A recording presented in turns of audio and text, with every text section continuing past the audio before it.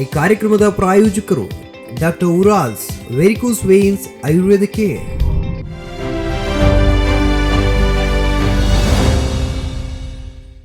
ಎಲ್ಲರಿಗೂ ನಮಸ್ಕಾರ. ಮಾತ್ರೆಗಳ ಸೋಲ್ಮೇಲು ಸರ್ವಾಂಗಿ ನಮಸ್ಕಾರ. ಸಲಾಮ್ ಅಲೈಕುಮ್ ಅಂಡ್ ಹಾಯ್ ಟು ಆಲ್. ನಾನು ನಿಮ್ಮ RJ ಎರಲ್ ಮಾತಾಡ್ತಾ ಇದ್ದೇನೆ. ರೇಡಿಯೋ ಅಲ್ಲ, ಇವಾಗ ನೀವು ನನ್ನನ್ನು ನೋಡ್ತಾ ಇದ್ದೀರಾ ನಮ್ಮ ತುಳುನಾಡಿನ ಅತ್ಯಂತ ಜನಪ್ರಿಯ TV ಚಾನಲ್ ಆಗಿರುವ ಸ್ಪಂದನ ಚಾನಲ್ನಲ್ಲಿ.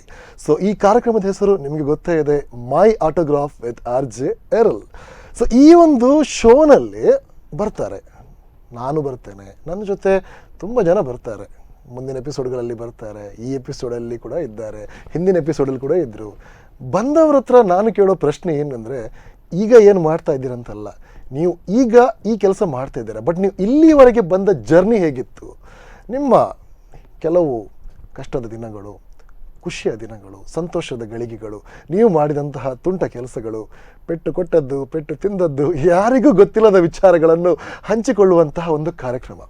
ಇವತ್ತಿನ ಕಾರ್ಯಕ್ರಮದಲ್ಲಿ ಒಬ್ಬರು ವ್ಯಕ್ತಿ ಇದ್ದಾರೆ. ಅವರ ಹೆಸರು ಕೇಳದವರು ಬಹುಶಃ ಉಡುಪಿ ಜಿಲ್ಲೆ ಆಗಿರ್ಬೋದು, ಅಕ್ಕಪಕ್ಕದ ಜಿಲ್ಲೆಗಳಾಗಿರ್ಬೋದು, ಕರ್ನಾಟಕ ರಾಜ್ಯ ಆಗಿರ್ಬೋದು, ಖಂಡಿತವಾಗಿಯೂ ಕೇಳದವರಿಲ್ಲ ಅಂತ ಹೇಳ್ಬೋದು. ಈ ವ್ಯಕ್ತಿಯ ಬಗ್ಗೆ ನನಗೆ ವೈಯಕ್ತಿಕವಾಗಿ ಒಂದು 12 ವರ್ಷಗಳಿಂದ ಪರಿಚಯ ಇದೆ. ಆ ವ್ಯಕ್ತಿ, ನಾನೊಬ್ಬ ಸ್ಟೂಡೆಂಟ್ ಆಗಿರೋ ಸಂದರ್ಭದಿಂದ ನಾನು ಅವರನ್ನು ಬಲ್ಲೆ. ಒಂದು SMS ರಿಪ್ಲೈ ಕೊಡ್ತಿರುವಂತಹ ವ್ಯಕ್ತಿಯವರು ಕರೆ ಮಾಡ್ತಾಯಿದ್ರು. ಆ್ಯಂಡ್ ಆ ಸಂದರ್ಭದಲ್ಲಿ ನಮ್ಮ ಏನೇ ಒಂದು ಕೆಲಸ ಇದ್ದರೂ ಮಾಡಿಸ್ಕೊಡ್ತಾಯಿದ್ರು. ಕುರ್ತಾ ಪರಿಚಯ ಇರಬೇಕಂತ ಏನಿಲ್ಲ, ಇನ್ಫ್ಲುಯೆನ್ಸ್ ಬೇಕಂತ ಏನಿಲ್ಲ, ನಮ್ಮ ಒಂದು ಮೆಸೇಜಿಗೆ ರಿಪ್ಲೈ ಕೊಡ್ತಿರುವಂಥ ವ್ಯಕ್ತಿಯ ಹತ್ತಿರ ಕೂತ್ಕೊಂಡು ನಾನು ಮಾತಾಡ್ತಿದ್ದೇನೆ ಎಂಬ ಒಂದು ಖುಷಿ ನನಗಿದೆ. ಅವರು ಬೇರೆ ಯಾರು ಅಲ್ಲ, ನಮಗೆ ನಿಮಗೆ ತುಂಬಾ ಪರಿಚಯ ಇರುವಂಥ, ತುಂಬಾ ಬೇಕಾದ ವ್ಯಕ್ತಿ, ಉಡುಪಿ ವಿಧಾನಸಭಾ ಕ್ಷೇತ್ರದ ಶಾಸಕರಾಗಿರುವಂತಹ ನಮ್ಮ ರಘುಪತಿ ಭಟ್ ಅವರು ನಮ್ಮ ಜೊತೆ ಇದ್ದಾರೆ. ಸರ್, ಕಾರ್ಯಕ್ರಮಕ್ಕೆ ಆತ್ಮೀಯವಾದ ಸ್ವಾಗತ. ನಮಸ್ಕಾರ ಸರ್, ಹೇಗಿದ್ದೀರಾ ಸರ್? ಆರಾಮಿದ್ದೇನೆ. ಹೌದಾ? ಸೊ ರಾಜಕೀಯ ಒತ್ತಡಗಳು, ಜಂಜಾಟಗಳಿಂದ ಸ್ವಲ್ಪ ಫ್ರೀ ಮಾಡಿಕೊಂಡು ನನ್ನ ಕಾರ್ಯಕ್ರಮಕ್ಕೆ ನೀವು ಬಂದಿದ್ದೀರಾ. ಮತ್ತೊಮ್ಮೆ thank you so much. Sir, ವಿಚಾರ ಇಷ್ಟೇ ಸರ್, ರಘುಪತಿ ಭಟ್ ಅವರು ಇವಾಗ ರಘುಪತಿ ಭಟ್ ಆಗಿದ್ದಾರೆ. ಆದರೆ ಈ ಜರ್ನಿ ಬಗ್ಗೆ ನಂಗೊಂದು ಕೇಳಬೇಕು. ನಿಮ್ಮ ಹುಟ್ಟೂರು ಯಾವುದು, ನಿಮ್ಮ ಬಾಲ್ಯ, ನಿಮ್ಮ ಮನೆಯಲ್ಲಿ ಯಾರೆಲ್ಲ ಇದ್ದರು ಆ ಒಂದು ಬಾಲ್ಯ ಸಂದರ್ಭದಲ್ಲಿ, ಆ ಒಂದು ಕ್ಷಣಗಳ ಬಗ್ಗೆ ಸ್ವಲ್ಪ ಮಾತಾಡ್ಬೋದಾ? ನನ್ನ ಹುಟ್ಟೂರು ಕರಂಬಳ್ಳಿ, ಉಡುಪಿ ನಗರದೊಳಗೆ ಬರ್ತದೆ ಕರಂಬಳ್ಳಿ. ಈಗಲೂ ನಾನು ಅದೇ ಇದರಲ್ಲಿದ್ದೇನೆ. ನಾನು ಬಾಲ್ಯದಲ್ಲಿ ನನ್ನ ತಂದೆ ತಾಯಿ, ನನ್ನ ಅಣ್ಣಂದರು ಕೆಲವರಿದ್ದರು. ನಾನು ಸ್ವಲ್ಪ ದೊಡ್ಡದಾಗ್ತಾ ಇದ್ದಾಗೆ ಅಣ್ಣಂದರು ಮತ್ತು ಬೇರೆ ಊರಿಗೆ ಸಾಂಗ್ಲಿ ಆಚೆ ಶಿಫ್ಟ್ ಆದರು. ಬಟ್ ನನ್ನ ಬಾಲ್ಯದ ಸಂದರ್ಭದಲ್ಲಿ ಇದ್ದರು. ನಾನು ಬಾಲ್ಯದ ನಂತರ ಒಂದು 3 ವರ್ಷ ಒಂದು ಕುಗ್ರಾಮದಲ್ಲಿದ್ದೆ. 3, 4, 5ನೇ ಕ್ಲಾಸು. ಬೆಳ್ಳರ್ಪಾಡಿ ಅಂತ ಒಂದು ಕುಗ್ರಾಮ. ಸುತ್ತ ರಸ್ತೆ ಇರಲಿಲ್ಲ, ಈಗೆಲ್ಲ ಇದೆ, ಆಗ ಬ್ರಿಡ್ಜ್ ಇರಲಿಲ್ಲ, ರಸ್ತೆ ಇರಲಿಲ್ಲ. ನಾವು ವಾಸಿಸ್ತಾ ಇದ್ದಂಥ ಮನೆಯಲ್ಲಿ ಟಾಯ್ಲೆಟ್ ಇರಲಿಲ್ಲ. ಏನು ಬಯಲು ಶೌಚಾಲಯವನ್ನು ಉಪಯೋಗ ಮಾಡಿದಂಥ 3ನೇ ಕ್ಲಾಸಿಂದ 5ನೇ ಕ್ಲಾಸ್. ಅಂದರೆ ಆ ಮನೆಯಲ್ಲಿ ನನ್ನ ತಾಯಿ ಅಕ್ಕನ ಮನೆ, ಅವ್ರಿಗೆ ಮಕ್ಕಳಿರಲಿಲ್ಲ. ಹಾಗೆ ತಾಯಿ ನನ್ನನ್ನು ಅವರೊಟ್ಟಿಗೆ ಅಂತ ಕಳಿಸಿದ್ರು. ಆಗ ಸ್ವಲ್ಪ 3 ವರ್ಷ. ಆಮೇಲೆ 5ನೇ ಕ್ಲಾಸ್ ಮೇಲೆ ಅಲ್ಲಿ ಶಾಲೆ ಇಲ್ಲ. ಶಾಲೆ ಇರುವುದೇ 1ರಿಂದ 5ನೇವರೆಗೆ ಮಾತ್ರ. 6ನೇ ಕ್ಲಾಸ್ ಹೋಗಬೇಕಾದ್ರೆ ಹಿರೇಡ್ಕಕ್ಕೆ ಬರಬೇಕಿತ್ತು ಆಗ. ಹಾಗೆ ಅದೊಂದು ಕುಗ್ರಾಮ, ಉದಯವಾಣಿಯಲ್ಲಿ ಪ್ರಕಟ ಆಗಿತ್ತು ಆ ಕುಗ್ರಾಮ, ಬೆಳ್ಳರ್ಪಾಡಿ ಅಂತ. ಅಲ್ಲಿ ಆ ನೆನಪುಗಳು. ಅಂದರೆ ಕರೆಂಟ್ ಇರಲಿಲ್ಲ, ಆ ಮನೆಯಲ್ಲಿ ಕರೆಂಟೇ ಇರಲಿಲ್ಲ ಆಗ. ಆ ಊರಿಗೆ ಕರೆಂಟ್ ಇರಲಿಲ್ಲ. ಕರೆಂಟ್ ಇಲ್ಲದ ಮನೆಯಲ್ಲಿ ವಾಸಿಸಿದ್ದೆ. ಟಾಯ್ಲೆಟೇ ಇರಲಿಲ್ಲ. ನಾವು ಟಾಯ್ಲೆಟ್ ಆದರೆ ಇದು ಹಿಡ್ಕೊಂಡು, ತಂಬಿಗೆ ಹಿಡ್ಕೊಂಡು ಗುಡ್ಡೆಗೆ ಹೋಗ್ತಿದ್ದದ್ದು ಆ ಕಾಲ. ಅಂದರೆ ಇದು. ಆಮೇಲೆ 6ನೇ ಕ್ಲಾಸಿಂದ ಮತ್ತೆ ಪುನಃ ಕರಂಬಳ್ಳಿಯಲ್ಲಿದ್ದೆ ಇಲ್ಲಿ. ಆಮೇಲೆ ನನ್ನ ತಾಯಿಗೊಂದು ಆಸೆ ಇತ್ತು, ಮಗ ಇಂಗ್ಲೀಷ್ ಮೀಡಿಯಮಿಗೆ ಹೋಗಬೇಕು ಅಂತ. ಅಂದರೆ ಇಂಗ್ಲೀಷ್ ಮೀಡಿಯಮಿಗೆ ಹೋದರೆ ಮಕ್ಕಳು ಹುಷಾರಾಗ್ತಾರೆ ಅಂತ ಅವ್ರ ಭಾವನೆ. ಕನ್ನಡ ಮತ್ತು ಜಾಸ್ತಿ ಇತ್ತು, ಈಗಲೂ ಇದೆ. ಇಂಗ್ಲೀಷ್ ಮೀಡಿಯಮಿಗೆ ಹಾಕಿದ್ರು. ಅಂದರೆ direct Kannada medium to 6th direct English medium. So ಇದು ಮುಕುಂದ ಕೃಪಾ 6, 7, 8 ಮತ್ತು ಇಂಗ್ಲೀಷ್ ಮೀಡಿಯಮ್ ಹೈಸ್ಕೂಲು ಇಲ್ಲಿ ನಮ್ಮ ಸ್ವಲ್ಪ ಸಮಯ ಇದರಲ್ಲಿತ್ತು, ಲಾ ಕಾಲೇಜಲ್ಲಿ. ಆಮೇಲೆ BEd ಕಾಲೇಜಲ್ಲಿ ಆಯಿತು. ಆಮೇಲೆ ಈಗ TAP ಇಂಗ್ಲೀಷ್ ಮೀಡಿಯಮ್ ಹೈಸ್ಕೂಲ್ ಆಗಿದೆ. ಅದರಲ್ಲಿ ನಾವು SLC ಕಲ್ತದ್ದು. ಹಾಗೆ ನನ್ನ ಬಾಲ್ಯ ಉಡುಪಿಯ ಸುತ್ತಮುತ್ತದಲ್ಲೇ 3 ವರ್ಷ ಬೆಳ್ಳರ್ಪಾಡಿ ಬಿಟ್ಟರೆ ಉಡುಪಿ ಕರಂಬಳ್ಳಿಯಲ್ಲೇ ನಮ್ಮದು ಬಾಲ್ಯ. ನೀವು ರಘು ಸರ್ ಅಂತ ಹೇಳ್ಬೋದಾ? ರಘು ಸರ್, ನೀವು ಹೇಗಿದ್ರಿ ಬಾಲ್ಯದಲ್ಲಿ? ತುಂಬ ಜೋರ, ಪೋಖ್ರಿಯ, ಪಾಪವ, ಸೈಲೆಂಟ್? ಅಂದರೆ ನಿಮ್ಮ ಈಗಿನ ವ್ಯಕ್ತಿತ್ವಕ್ಕೆ ಕಂಪೇರ್ ಮಾಡುವಾಗ ಈಗ ಸ್ವಲ್ಪ ನೀವು ಶಾಂತ ಮೂರ್ತಿ ಆಗಿದ್ದೀರಾ, ಬಟ್ ಹಿಂದೆ ಹೇಗಿದ್ರಿ ನೀವು? ಅಲ್ಲ, ಹಿಂದೆ ನಾವು ಸ್ವಲ್ಪ ಜಾಸ್ತಿ ತುಂಟಾಟಿಕೆ ಇತ್ತು. ಓಕೆ. ಅಂದರೆ ಒಳ್ಳೆ ಹುಡುಗನಾಗಿರಲಿಲ್ಲ, ಅಂದರೆ ಒಬೀಡಿಯಂಟ್ ಸ್ಟೂಡೆಂಟ್, ಒಬೀಡಿಯಂಟ್ ಮನೆಯಲ್ಲಿ ಆ ಥರ ಇರಲಿಲ್ಲ. ಹಾಗಿದ್ದದ್ದು ಇದ್ದದ್ರಿಂದ, ಅಂದರೆ ಒಳ್ಳೇದು ಇಲ್ಲದಿದ್ದದನ್ನೇ ಹೆಚ್ಚು ಕಲೀಲಿಲ್ಲ ನಾವು ಎಜುಕೇಷನ್ನಲ್ಲಿ ಹೆಚ್ಚು ಹೋಗಲಿಲ್ಲ. ಆನಂತರ ನಮ್ಮ ಸ್ವಂತ ವ್ಯವಹಾರ ಮಾಡಿಕೊಂಡ ಮೇಲೆ ರೆಸ್ಪಾನ್ಸಿಬಿಲಿಟೀಸ್ ಬಂತು, ಸೀರಿಯಸ್ನೆಸ್ ಬಂತು, ನಾವು ಸ್ವಂತ ಮಾಡ್ಕೊಂಡೇ ಬಿಟ್ಟರೆ ಸ್ವಲ್ಪ ಬಾಲ್ಯದ ದಿನಗಳು ಸ್ವಲ್ಪ ತುಂಟಾಟದ ದಿವಸಗಳೇ ಇತ್ತು ನಮ್ಮದಾಗ. ಏನಾದರೂ ಒಂದು ನೆನಪು ಹೇಳ್ಬೋದಾ? ಘಟನೆ ಏನಾದರೂ ನೆನಪು ಬರ್ತಾ ಉಂಟಾ? ಯಾರೆಲ್ಲ ಇದ್ರು ನಿಮ್ಮ ಜೊತೆ ಆ ಪಾರ್ಟ್ನರ್ ಇನ್ ಕ್ರೈಮಲ್ಲಿ? ಏನಾದರೂ ಒಂದು ಘಟನೆ? ಅಲ್ಲ, ಈಗೆಲ್ಲ ಹೇಳಬಾರ್ದು ಅದು, ಅಂದರೆ ಹಾಗಲ್ಲ, ಕೆಲವೆಲ್ಲ ಅದೆಲ್ಲ ತುಂಬ ಘಟನೆಗಳು ಇದೆ. ಸಣ್ಣ ಶಾಲೆಯಲ್ಲಿರುವಾಗ ಈ ವಿಶೇಷವಾಗಿ ನಾವು ಮುಕುಂದ ಕೃಪದಿಂದ ಇದರವರೆಗೆ ಯಾವುದು ಇಲ್ಲಿ ಹೈಸ್ಕೂಲಿಗೆ ಹೋಗುವಾಗ ಸ್ವಲ್ಪ ಜಾಸ್ತಿ ತುಂಟಾಟಿಕೆಗಳು ಪ್ರಾರಂಭ ಆದದ್ದು ಅದೇ. ಯಾಕಂದರೆ ಗ್ರೂಪ್ಗಳು ಸ್ವಲ್ಪ ಜಾಸ್ತಿ ಆಗ್ತಾ ಬಂತು. ನೆನಪುಂಟಾ? ಇದ್ದಾರೆ, ಈಗ ನಮ್ಮ ಪ್ರಮೋದ್ ಮಧುರಾಜ್ ನನ್ನ ಕ್ಲಾಸ್ಮೇಟ್. ಬೋಪಣ್ಣ ಅಂತ ಒಬ್ಬರಿದ್ದರು, ಈಗ ವುಡ್ಲ್ಯಾಂಡ್ಸ್ ಹೋಟೆಲ್ನ ಪ್ರಸಾದ್ ಅವರ ನಮ್ಮ ಕ್ಲಾಸ್ಮೇಟ್ ಆಗಿದ್ದು. ಗಿರೀಶ್ ಅಂತ ಅವರೆಲ್ಲ ಇದ್ದಾರೆ ಈಗ, ಗಿರೀಶ್. ಹಾಗೆ ಕೆಲವು ಜನ ನಮ್ಮ ಕ್ಲಾಸ್ಮೇಟ್ಸ್ ಇದ್ದರು. ಅಂದರೆ ಆಗ ನಮಗೆ ಮುಕುಂದಕಪ್ಪ ಕೃಷ್ಣ ಮಠಕ್ಕೆ ತಾಗಿದಂಥ ಸ್ಕೂಲ್. ಈಗ ರಾಜಾಂಗಣ ಹಾಗೆ ಇರಲಿಲ್ಲ, ಆಗ ಅದು ಇದಾಗಿತ್ತು, ಏನೊಂದು ಪ್ಲೇನ್ ಗ್ರೌಂಡ್, ನಮ್ಗೆ ಆಡ್ಲಿಕ್ಕೆ ಗ್ರೌಂಡ್ ಅದೇ ಇತ್ತು ಆಗ. ಅಂದರೆ ಮಠದ್ದೇ ಜಾಗ, ಆದರೆ ಪರ್ಯಾಯ ಬರುವಾಗ ಮಾತ್ರ ಚಪರ ಹಾಕ್ತಿದ್ರು. ನಾನು ಅದನ್ನು ನೋಡಿದ್ದೇನೆ. ಪರ್ಯಾಯ ಬರುವಾಗ ಈ ಮಡ್ಲಿನ ಚಪ್ಪರ ಹಾಕಿ ಕಾರ್ಯಕ್ರಮ ಮಾಡ್ತಾಯಿದ್ರು. ನಮ್ಗೆ ಆಗ ಟೈಮಿಗೆ ಭಾಳ ಖುಷಿ, ಯಾಕಂದರೆ ಈ ಆಟ ಆಡಲಿಕ್ಕೆಲ್ಲ ಮಡ್ಲು, ಕಂಬದ ಆಟಗಳು ಆ ಥರ ಎಲ್ಲ ಆಡಿದ ನೆನಪಿದೆ ನಮಗೆ ಆಗ. ಅಂದರೆ ಈಗ ಭಾಳ ಭವ್ಯವಾದಂಥ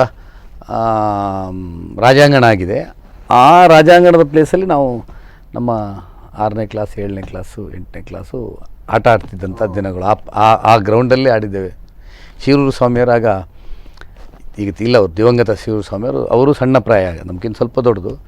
ಅವರಲ್ಲಿ ಬರ್ತಾಯಿದ್ರು ನಮ್ಮೊಟ್ಟಿಗೆ ಆಡಲಿಕ್ಕೆ, ನಮ್ಮನ್ನು ಇದು ಮಾಡಲಿಕ್ಕೆ ಎಲ್ಲ. ಅಂದರೆ ಆ ದಿನಗಳು, ಶಾಲೆಯ ದಿನಗಳು ತುಂಬ ಒಳ್ಳೆಯದಿತ್ತು. ಓಕೆ. ನಿಮಗೇನಾದರೂ ಅಡ್ಡ ಹೆಸರು ಇತ್ತೇನಾದರೂ? ಇಲ್ಲ, ನನಗೆ ಬೇರೆ ಹೆಸರು ಅಂತ ಇರಲಿಲ್ಲ. ಅಂದರೆ ಪ್ರೀತಿಯಿಂದ ಕರೀತಾರಲ್ಲ 4 ಜನ ಒಟ್ಟು ಸೇರಿಕೊಂಡು ಅಡ್ಡ ಹೆಸರಿಂದ ಕರೀತಾರೆ. ಅಡ್ಡ ಹೆಸರು ಯಾವುದು ಇಟ್ಟಾಗಿಲ್ಲ. ಮನೇಲಿ ಏನು ಕರಿತಿದ್ರು ನಿಮ್ಮನ್ನು? ಸೇಮ್, ನನಗೆ ರಘುಪತಿ ಅಂತಲೇ ಕರೆಯೋದು. ರಘುಪತಿ ಅಂತಲೇ ಕರೀತಾ ಇದ್ದಾರೆ. ರಘುಪತಿ ಅಂತಲೇ ಪೂರ ಹೆಸರೇ, ಅರ್ಧ ರಘು ಅಂತ ಸಹ ಅಲ್ಲ, ರಘುಪತಿ ಅಂತಲೇ ಕರಿತಾ ಇದ್ದಾರೆ ಈಗಲೂ. ಹಾಗೆ ಆಗ ಬಾಲ್ಯದಲ್ಲೂ. ಓಕೆ. ನೀವೀಗ ಹೈಸ್ಕೂಲ್ ದಾಟ್ತೀರಾ, ನೀವು ಹೈಸ್ಕೂಲ್ ದಾಟ್ಕೊಂಡು ಬಂದಾಗ ಎಲ್ರಿಗೊಂದು ಆಸೆ ಇರುತ್ತೆ, ಕನಸಿರುತ್ತೆ.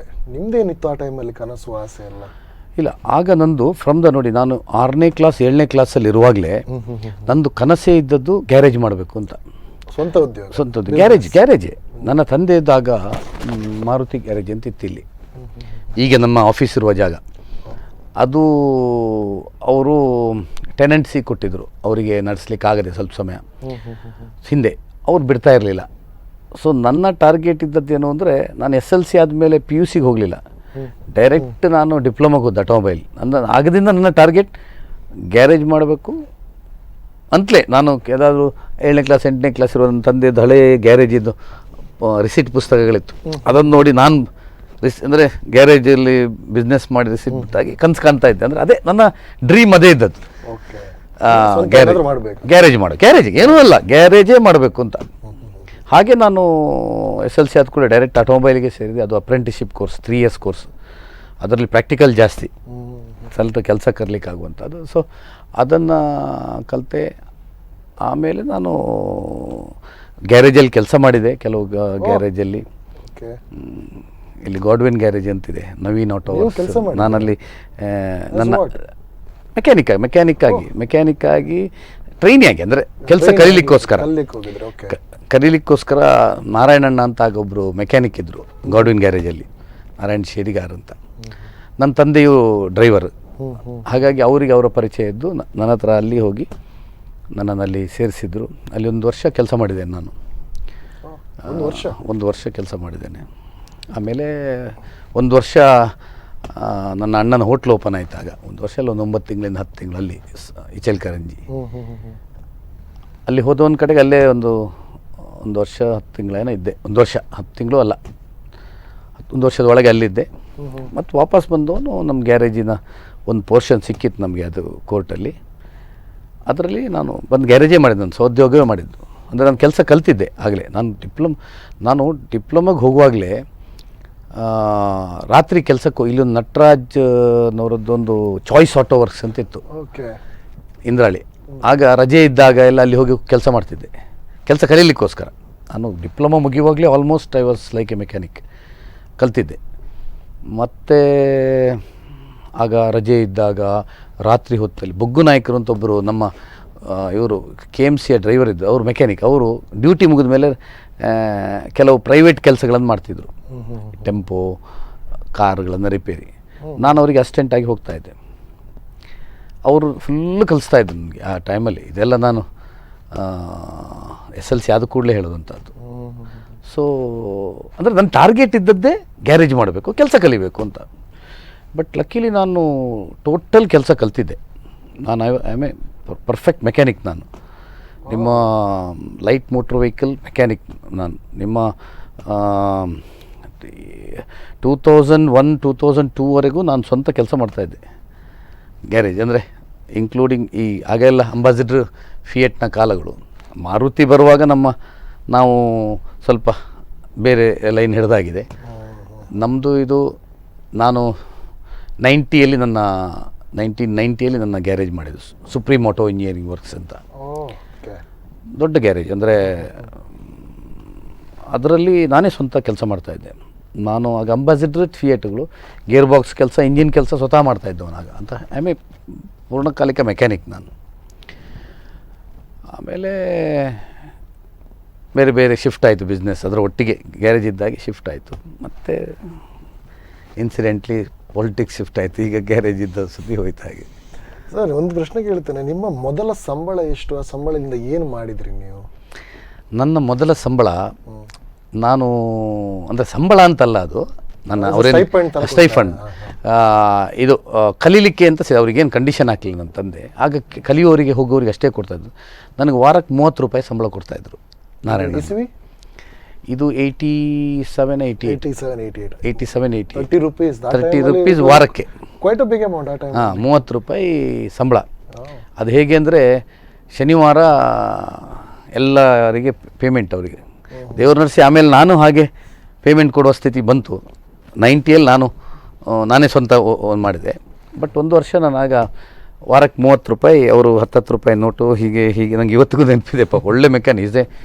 ಈಸ್ ಎ ವೆರಿ, ಈಗಿಲ್ಲ, ಜೀವಂತ ಇಲ್ಲ ಅವರು. Is A very good mechanic. ಅಂದರೆ ಉಡುಪಿಯಲ್ಲಿ ನಂಬರ್ 1 ಮೆಕ್ಯಾನಿಕ್ ಇದ್ದರು ಸ್ವಂತ ಕೆಲಸ. ಅವರಲ್ಲಿ ನಾನು ಟ್ರೈನಿಂಗ್ ಆಗಿದ್ದೆ. ಅವರು 10 ರೂಪಾಯಿದು ಹೀಗೆ 2 10 ಹೀಗೆ ತಿರುಗಿಸಿ ಬಟ್ರೆ ಬಲೆ ಅಂಥೇಳಿ ಕೊಡೋದವ್ರು 30 ರೂಪಾಯಿ. ಏನು ಮಾಡಿದ್ರು ಅದನ್ನು? ಏನು ಮಾಡ್ತಾ ಇದ್ರು ಆ ಟೈಮಲ್ಲಿ? ಅಲ್ಲ, ಹೇಗೆ ಖರ್ಚು ಮಾಡ್ತಿದ್ರು? ಅದೆಲ್ಲ ಏನು ಖರ್ಚು ನಮ್ಮದು. ಆದರೂ ನಾವೇನು ಅಂದರೆ, ನಾನು ಅಲ್ಲಿ ಹೋಗ್ತಾ ಇದ್ದದ್ದು ಕೆಲಸ ಕಲೀಲಿಕ್ಕೋಸ್ಕರ. ಹಾಗಾಗಿ ನಮ್ಮ ಸ್ನೇಹಿತರು ಇದರೊಟ್ಟಿಗೆಲ್ಲ ಒಳ್ಳೆ ಎಂಜಾಯ್ ಮಾಡ್ತಾ ಇದ್ದವು ನಾನು ಆ ಕಾಲದಲ್ಲಿ. ಹಾಗೆ ಅದು ಖರ್ಚಾಗ್ತಿತ್ತು. ಮತ್ತು ಮನೆ ಖರ್ಚಿಗೆ ಏನಾದರೂ ಅವಶ್ಯಕತೆ ಇರಲಿಲ್ಲ. ಸತ್ಯ ಹೇಳಬೇಕಾದ್ರೆ ಆ ಬಡತನ, ನಾನು ದುಡಿದು ಮನೆಗೆ ಊಟ ಆಗಬೇಕಾದಂಥ ಸಂದರ್ಭ ಇರಲಿಲ್ಲ. ಶ್ರೀಮಂತರಲ್ಲ ನಾವು, ಬಟ್ ಮಿಡ್ಲ್ ಕ್ಲಾಸ್. ನನ್ನ ಆ ಸಂಬಳವನ್ನು ತಗೊಂಡು ನನ್ನ ಖರ್ಚಿಗೆ ನಾನು ಉಪಯೋಗ ಮಾಡ್ಕೊಳ್ತಾ ಇದ್ದೆ. ತಂದೆಯವರು ಸ್ವಲ್ಪ ಕೊಡ್ತಿದ್ರು ಆಗ ನನಗೆ. ತಂದೆ, ತಾಯಿ, ನನ್ನ ಅಜ್ಜಿ ಇದ್ದರು. ಅಜ್ಜಿ ಮೊದಲು ಆಗ ಆ ಟೈಮಿಗೆ ತೀರಿ ಹೋದರು. ಅವರೆಲ್ಲ ಸ್ವಲ್ಪ ನಮಗೆ ಪಾಕೆಟ್ ಮನಿ ಅಂತ ಕೊಡ್ತಾಯಿದ್ರು, ಬಿಟ್ಟರೆ ಭಾಳ ದೊಡ್ಡದಲ್ಲ. ಮತ್ತು ನಾನು ಸಂಬಳಕ್ಕೆ ಅಂತ ಎಲ್ಲಿ ಮಾಡಲಿಲ್ಲ. ಅದೊಂದು ವರ್ಷ ಮಾಡಿದ್ದು ಬಿಟ್ಟರೆ. ಆಮೇಲೆ ನನ್ನ ಅಣ್ಣನ ಹೋಟ್ಲಲ್ಲಿ ಇಚಲ್ಕರಂಜಿ ಅವನೊಂದು ಹೋಟ್ಲ್ ಮಾಡಿದ. ಇನಾಗ್ರೇಷನಿಗೆ ಹೋದೆ, ಜನ ಇಲ್ಲ. ಒಂದು 9 ತಿಂಗಳಿಂದ 9-10 ತಿಂಗಳು, 1 ವರ್ಷ ಆಲ್ಮೋಸ್ಟ್ ಅಲ್ಲೇ ಉಳಿದೆ. ಆಮೇಲೆ ಗ್ಯಾರೇಜ್ ಬಂದು ನನ್ನ ಅದರದ್ದು ನಿಮಗೆ ಸ್ಟೋರಿ ಹೇಳಬೇಕಾದ್ರೆ 50,000 ನಾನು KSFCಯಲ್ಲಿ ಸಾಲ ಮಾಡಿದ್ದಾಗ. KSFCಯಲ್ಲಿ ಭಾಳ ಕಷ್ಟ ಕೊಟ್ಟಿದ್ದಾರೆ ಲೋನ್ ಕೊಡಬೇಕಾದ್ರೆ, ಮಂಗಳೂರಲ್ಲಿ ಹೆಡ್ ಆಫೀಸ್ ಆಗ. ಮತ್ತು 32,000 ನನ್ನ ತಂದೆ ಹತ್ರ ಸಾಲ.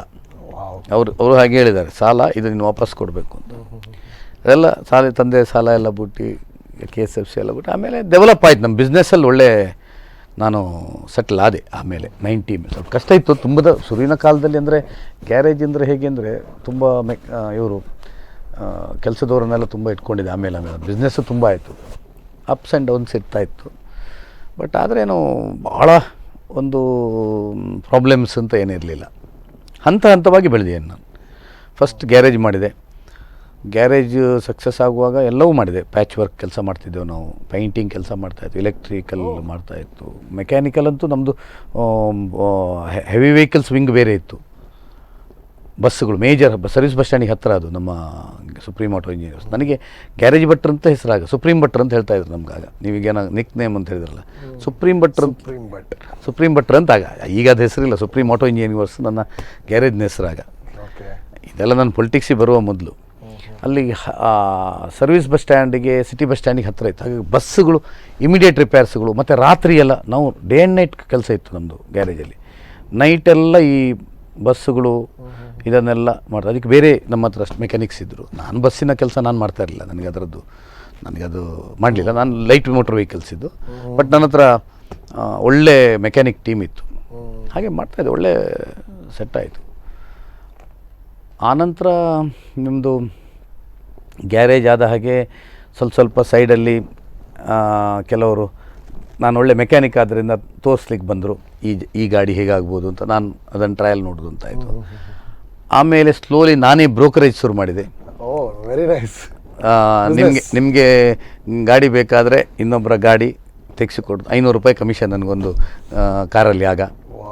ಅದಕ್ಕೊಬ್ಬ ಪಾರ್ಟ್ನರ್. ಆಮೇಲೆ ಸ್ವಲ್ಪ ಜೋರಾಯ್ತಲ್ಲ, ತುಂಬ ಜನ. ಅಂದರೆ ನಾನು ಆಗಲೂ ಪ್ರಾಮಾಣಿಕತೆಯೇ ನನ್ನ ಬಿಸ್ನೆಸ್ಸಲ್ಲಿ ಇಟ್ಕೊಂಡಿದ್ದೆ. ತುಂಬ ಕೇರಳದಿಂದ, ಉಜಿರೆಯಿಂದ, ಇದರಿಂದ ನಿಮ್ಮ ಬಜ್ಪೆ, ತುಂಬ ನನ್ನ ಹತ್ರ ಲಾಟ್ ವೆಹಿಕಲ್. ಹಾಗೆಲ್ಲ ಏನು ಅಂದರೆ ಅಂಬಾಸಿಡ್ರು, ಫಿಯಟ್, ಈ ಸಣ್ಣ ಅಂಥ ವೆಹಿಕಲ್ಸ್ಗಳು ಮಾತ್ರ. ಈ ಮಾರುತಿಯೂ ಬಂದದ್ದು ಆಮೇಲೆ. ಮಾರುತಿ ಬಂದದ್ದು 89 90 ಅಲ್ಲ 94 ಅಲ್ಲಲ್ಲ ಏನೋ ಬಂದದ್ದು. ಇನ್ನೂ ಭಾರಿ ಚಾಲ್ತಿ ಆಗಲಿಲ್ಲ ಮಾರುತಿ ಅಂದರೆ. ಅದಕ್ಕೆ ಅದರದ್ದೇ ಶೋರೂಮ್ ಇತ್ತು. ನಮ್ಮದು ಅಂಬಾಸಿಡರ್ ಫಿಯಟ್ ಜಾಸ್ತಿ ಇರುವ ಟೈಮ್. ಆಗ ಒಬ್ಬೊಬ್ಬರು 10 ಗಾಡಿ 13 ಗಾಡಿ ಪರ್ಚೇಸ್ ನಮ್ಮ ಉಜಿರೆಯವರೊಬ್ಬರು ನಾಗರಾಜರು ಅಂತಿದ್ರು, ಅವ್ರು ಬ್ರೋಕರ್. ಅಂದರೆ ಇದು ಬ್ರೋಕರ್ ಅವ್ರು ಪರ್ಚೇಸರ್. ಬೆಳ್ತಂಗಡಿಯಲ್ಲೊಬ್ಬ ಇವರು, ನಮ್ಮ ಬಜ್ಪೆಯಲ್ಲೊಬ್ಬರು ಕಾದ್ರಕ್ಕ ಅಂತಿದ್ರು.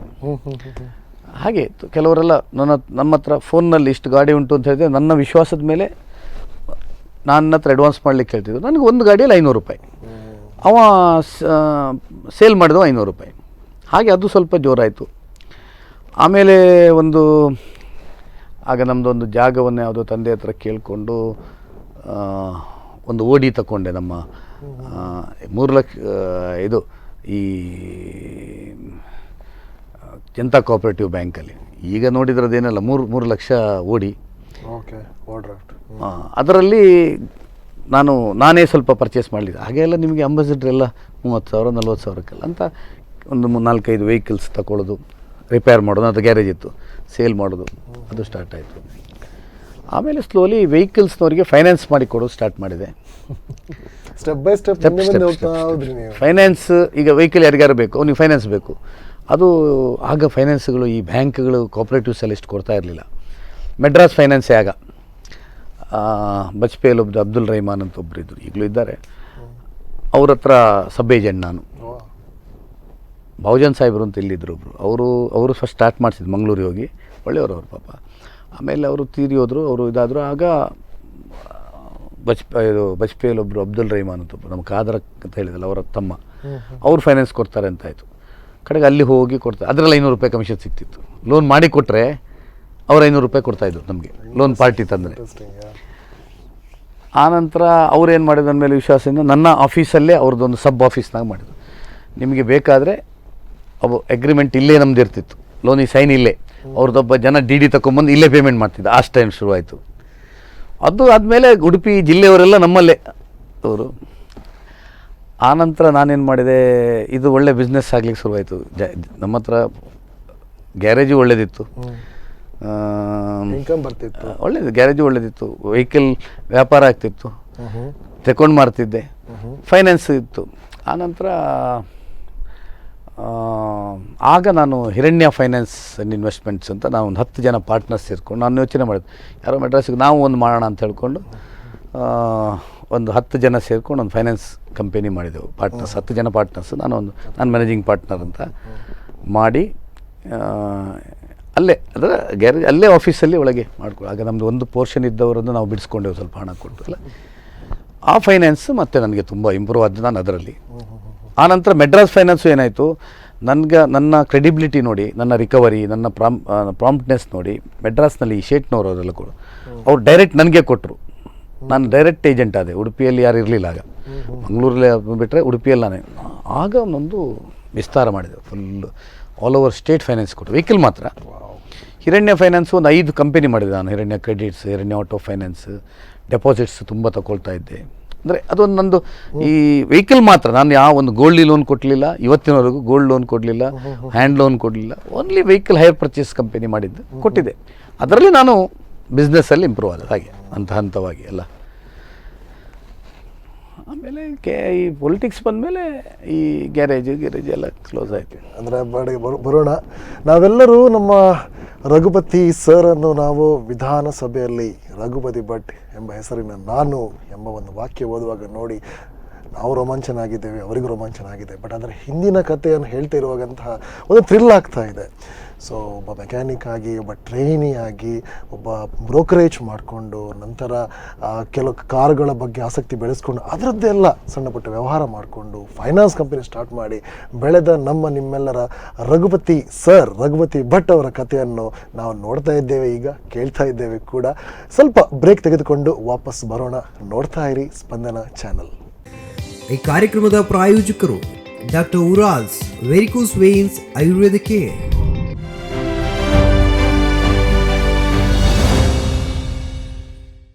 ಬ್ರೇಕ್ನ ಬಳಿಕ ಕಾರ್ಯಕ್ರಮಕ್ಕೆ ಆತ್ಮೀಯ ಸ್ವಾಗತ. ನೀವು ನೋಡ್ತಾ ಇದ್ದೀರಾ ಸ್ಪಂದನ ಚಾನಲ್. ಕಾರ್ಯಕ್ರಮದ ಹೆಸರು ಮೈ autograph with RJ Errol. And ಇವತ್ತಿನ ಸ್ಪೆಷಲ್ ಗೆಸ್ಟ್ ಆಗಿದ್ದಾರೆ ನಿಮ್ಮ ಹಾಗೂ ಎಲ್ಲರ ಅಚ್ಚುಮೆಚ್ಚಿನ ಶಾಸಕರ ಆಗಿರುವಂತಹ, ಜನಪ್ರತಿನಿಧಿ ಆಗಿರುವಂತಹ ಮಿಸ್ಟರ್ ರಘುಪತಿ ಭಟ್ ಸರ್ ನಮ್ಮ ಜೊತೆ ಇದ್ದಾರೆ.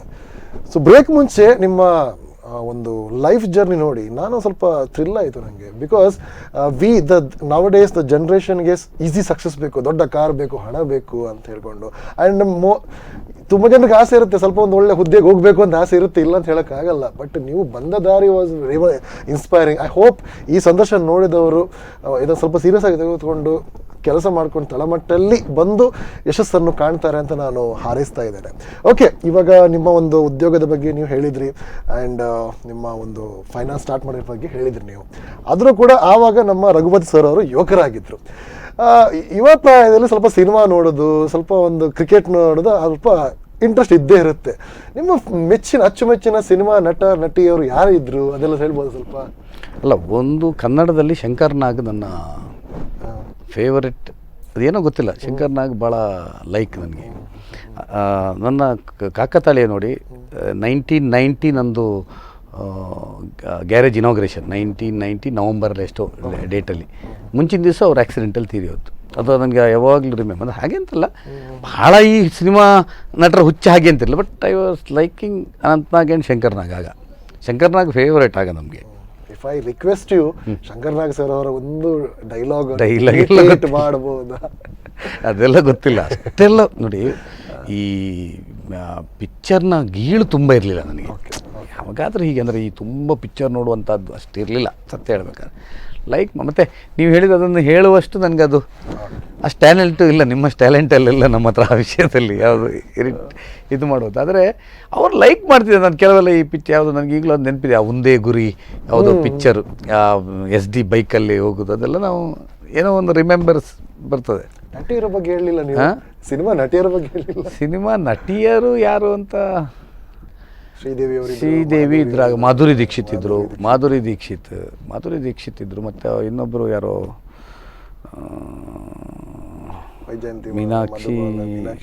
ಮೀನಾಕ್ಷಿ ಶೇಷಾದ್ರಿ, ಹಾಗೆ ಎಲ್ಲ ಒಳ್ಳೆ. ಶ್ರೀದೇವಿ ಆ ಟೈಮಿಗೆ ಭಾಳ ಇದಿದ್ರು. ಹಿಂದಿ ಫಿಲ್ಮಲ್ಲಿ ನಾನು ಅಮಿತಾಬ್ ಬಚ್ಚನ್ ಲೈಕ್ ಮಾಡ್ತಾಯಿದ್ದೆ ತುಂಬ. ಅವರ ಈ ಡೈಲಾಗ್ಸನ್ನು ಹಿಂದಿ ಡೈಲಾಗ್ಸ್ ಅದು ಸಾಧ್ಯ ಇಲ್ಲ ನನಗೆ. ಹಮ್ ಜಹಾ ಕಡೆ ಹೋತೆ ಲೈನ್ ವಹಿ ಶುರು ಹೋತಿ. ನೀವು ಸ್ವಲ್ಪ ಆ ಡೈಲಾಗ್ ಥರನೇ ಇದ್ದೀರ. ಅದೇ ಅಲ್ಲ, ಅವರ ಈ ಹಾಗೆಲ್ಲ ಕ್ಯಾಸೆಟ್ ಅಲ್ಲ, ಹೌದು, VCR ಅಲ್ಲಲ್ಲ ಇದಲ್ಲ ನೋಡೋದಲ್ಲ, ಕಾರಲ್ಲಿ ಕ್ಯಾಸೆಟ್ ಹಾಕೊಂಡು ಅವರ ವಾಯ್ಸ್ ಅದೆಲ್ಲ ಭಾಳ ಲೈಕ್ ಮಾಡ್ತಾ ಇದ್ದೆ. ಭೇಟಿ ಮಾಡಿದ್ರೆ ನೀವು ಅಮಿತಾಬ್ ಬಚ್ಚನ್ ಅವರನ್ನು? ಇಲ್ಲ ನಾನು ಭೇಟಿ ಮಾಡಲಿಲ್ಲ ಅಮಿತಾಬ್ ಬಚ್ಚನ್ ಅವರನ್ನು, ಇಲ್ಲ ಡೈರೆಕ್ಟ್ ಭೇಟಿ ಮಾಡಲಿಲ್ಲ. ದೂರದಲ್ಲಿ ನೋಡಿದ್ದೀನಿ ಒಂದು ಫಂಕ್ಷನಲ್ಲಿ, ಬಿಟ್ಟರೆ ಪರ್ಸನಲಿ ಭೇಟಿ ಮಾಡಲಿಲ್ಲ. ಬಟ್ ಹಾಗೆ ನಾನಂದರೆ ಈ ತುಂಬ ಹುಚ್ಚೇನಲ್ಲ. ಈ ಕೆಲವೊಮ್ಮೆಗೆ ಕೆಲವು ಫಿಲ್ಮ್ ಆ್ಯಕ್ಟ್ರೆಸ್ ಅಂದರೆ ತುಂಬ ಲೈಕ್ ಕ್ರೇಜ್ ಹಾಗಲ್ಲ. ನೋಡಿದಾಗ ನನಗೆ ಅಮಿತಾಬ್ ಬಚ್ಚನ್ ಪಿಕ್ಚರ್ ಲೈಕ್ ಮಾಡ್ತಾ ಇದ್ದೆ, ಹಾಗೆ ಅಷ್ಟೇ. ಅವಾಗ ಸ್ವಲ್ಪ ಈಗಲೂ ಕೂಡ ಹಾಗೆ ಇದ್ದೀರಾ, ಅದು very beautiful young handsome man ಆಗಿದ್ರಿ ನೀವು. ಹಾಗಿರುವಾಗ ನೀವು ಲೈಫಲ್ಲಿ ತುಂಬ ರೆಬೆಲ್ ವ್ಯಕ್ತಿ ನೀವು. ಯಾವುದು ನಾನು ಸ್ವಲ್ಪ ಸ್ಟಡಿ ಮಾಡಿದ್ದೇನೆ. ಈಗ ನಿಮ್ಮ ಇಂಟರ್ವ್ಯೂ ಕೇಳಿದ ಮೇಲೆ ನನಗೇನು ಗೊತ್ತಿಲ್ಲ ಅನಿಸ್ಕೊಂಡು ನನಗೆ ಸ್ವಲ್ಪ ಸ್ಟಡಿ ಮಾಡಿ ರೆಬೆಲ್ ವ್ಯಕ್ತಿತ್ವ. ಬಟ್ ನೀವು you wanted to be a mechanic, garage start ಮಾಡಬೇಕಂತಿತ್ತು. You are a full fledged ವೆಹಿಕಲನ್ನು ರಿಪೇರಿ ಮಾಡುವಂಥ, ರೆಡಿ ಮಾಡುವಂಥ, ಕಾರುಗಳ ಬಗ್ಗೆ ನಾಲೆಜ್ ಇರುವಂಥ ವ್ಯಕ್ತಿ. ಸಡನ್ನಾಗಿ ನಾನೊಂದು ರಾಜಕೀಯಕ್ಕೆ ಬರ್ತೇನೆ, ನಾನು ರಾಜಕೀಯಕ್ಕೆ ಬಂದು ನಾನು ಒಂದು ಪದವಿಯನ್ನು, ಹುದ್ದೆಯನ್ನು ಪಡಿತೇನೆ ಎಂಬ ಒಂದು ಟರ್ನಿಂಗ್ ಪಾಯಿಂಟ್ ಸಿಗಬೇಕಾದ್ರೆ ಯಾವುದಾದ್ರೂ ಒಂದು ಘಟನೆ ಕಾರಣ ಆಗಲೇಬೇಕಾಗುತ್ತೆ. ಆ ಘಟನೆ ಏನಾದರೂ ಇದ್ದರೆ? ಘಟನೆ ಇದೆ ಆ್ಯಕ್ಚುಲಿ. ಏನು ಅಂದರೆ ನಾನು ನೋಡಿ ಲೈಫಲ್ಲಿ ಬಿಸ್ನೆಸ್ಸಲ್ಲಿ ಸಕ್ಸಸ್ ಆದೆ, I should agri. By god grace also hard work ಅಂದರೆ ವಿಪರೀತ ಹಾರ್ಡ್ ವರ್ಕ್ ಮಾಡಿದ್ದೇನೆ, ಸಕ್ಸಸ್ ಆದೆ. ಸಕ್ಸಸ್ ಆದ ಕೂಡಲೇ ನನ್ನ ಮನಸ್ಸಲ್ಲಿ ಬಂದದ್ದು ಏನು ಅಂದರೆ, ನಿಮ್ಮ ಹತ್ರ ಹೇಳಬೇಕಾದ್ರೆ, ಈ ನಮ್ಮದು ವ್ಯವಹಾರ ಆಮೇಲೆ ಸುರಿಗೆ ಗ್ಯಾರೇಜ್ ಅದು ಕರೆಕ್ಟ್ ಇತ್ತು. ಈ ಬಡ್ಡಿ ವ್ಯವಹಾರ, ನಾವು ಬಡ್ಡಿ ನಮ್ಮದೇನು ಈ ಕಟ್ಟು ಬಡ್ಡಿಯೆಲ್ಲ ಇರಲಿಲ್ಲ, ನಮ್ಮದೆಲ್ಲ ಭಾಳ ರೀಸನೇಬಲ್, ಯಾರ ಹತ್ರ ಇದರಲ್ಲಿ ಇರಲಿಲ್ಲ. ಆದರೂ ನನ್ನ ಮನಸ್ಸಲ್ಲಿ ಏನು ಬಂತು ಅಂದರೆ, ನಾವು ಡೆಪಾಸಿಟರ್ಸ್ ಹತ್ರ ಇಂಟ್ರೆಸ್ಟ್ ಕೊಡ್ತೇವೆ, ವೆಹಿಕಲ್ ಲೋನ್ನ ಕೊಡ್ತೇವೆ, ಗ್ಯಾಪ್ ಇತ್ತು ತುಂಬ. ಸೊ ಆ ಲಾಭ ನಾಳೆ ಅವರದ್ದು ಎಲ್ಲಿಯಾದರೂ ನಮಗೆ ಬೇಸರ ಪಟ್ಕೊಂಡದ್ದು ಆಗಬಾರ್ದು ಅಂತ ನಾನು ಸ್ವಲ್ಪ ಬಡವರಿಗೆ ಡೊನೇಷನ್ ಹಂಚಲಿಕ್ಕೆ ಸ್ಟಾರ್ಟ್ ಮಾಡಿದ್ದು. ಪೊಲಿಟಿಕ್ಸಿಗೆ ಎಣಿಸಲಿ ನಾನು ಇವತ್ತು ನಿಮ್ಗೆ ಹೇಳ್ತೇನೆ. ಈಗಾದರೂ ನಾನು ಕೂತ್ಕೊಂಡಾಗ ಏನಾದರೂ ನಾಳೆ ಅದಾಗಬೇಕು ಇದಾಗಬೇಕು ನನ್ನ ಯೋಚನೆ ಇರ್ಬೋದು. ನಾನು ಆ ಇವನ್ MLA ಕ್ಯಾಂಡಿಡೇಟ್ ಆಗುವವರೆಗೆ ನಾನು MLA ಆಗ್ತೇನೆ ಅಥವಾ ಪೊಲಿಟಿಕ್ಸಿಗೆ ಬರ್ತೇನೆ ಅಂತ ಯೋಚನೆಯೂ ಮಾಡಲಿಲ್ಲ, ಅಥವಾ ಬ್ಯಾಕ್ಗ್ರೌಂಡು ಇರಲಿಲ್ಲ. ನಮ್ಮ ಫ್ಯಾಮಿಲಿಯಲ್ಲಿ ಒಬ್ಬರು ಪಂಚಾಯತ್ ಮೆಂಬರೂ ಇಲ್ಲ, ಅಂದರೆ ಯಾರೂ ನಾವು ಪೊಲಿಟಿಕಲ್ ಬ್ಯಾಕ್ಗ್ರೌಂಡ್ಸೇ ಇಲ್ಲ. ಅಥವಾ ನನಗಾದರೂ ನಾನು ರಾಜಕೀಯದಲ್ಲಿ ಬೇರೆ ಬೇರೆ ಹುದ್ದೆಗಳನ್ನು ನಿಭಾಯಿಸಿದ್ದೇನೆ ಸಣ್ಣ ಪ್ರಾಯದಲ್ಲಿ. ಬಟ್ ಆಗಲೂ ನಾನು ಜನಪ್ರತಿನಿಧಿ ಆಗ್ತೇನೆ ಅಂತ ಕನಸಲ್ಲೂ ಎಣಿಸಲಿಲ್ಲ. ಒಂದು ಇನ್ಸಿಡೆಂಟ್ ನೀವು ಹೇಳಿದ್ದಕ್ಕೆ ಏನಾಯಿತು ಅಂದರೆ, ನಾನು ಟ್ಯಾಕ್ಸಿಮೆನ್ ಅಸೋಸಿಯೇಷನ್ನ ಉಪಾಧ್ಯಕ್ಷ ಆಗಿದ್ದೆ.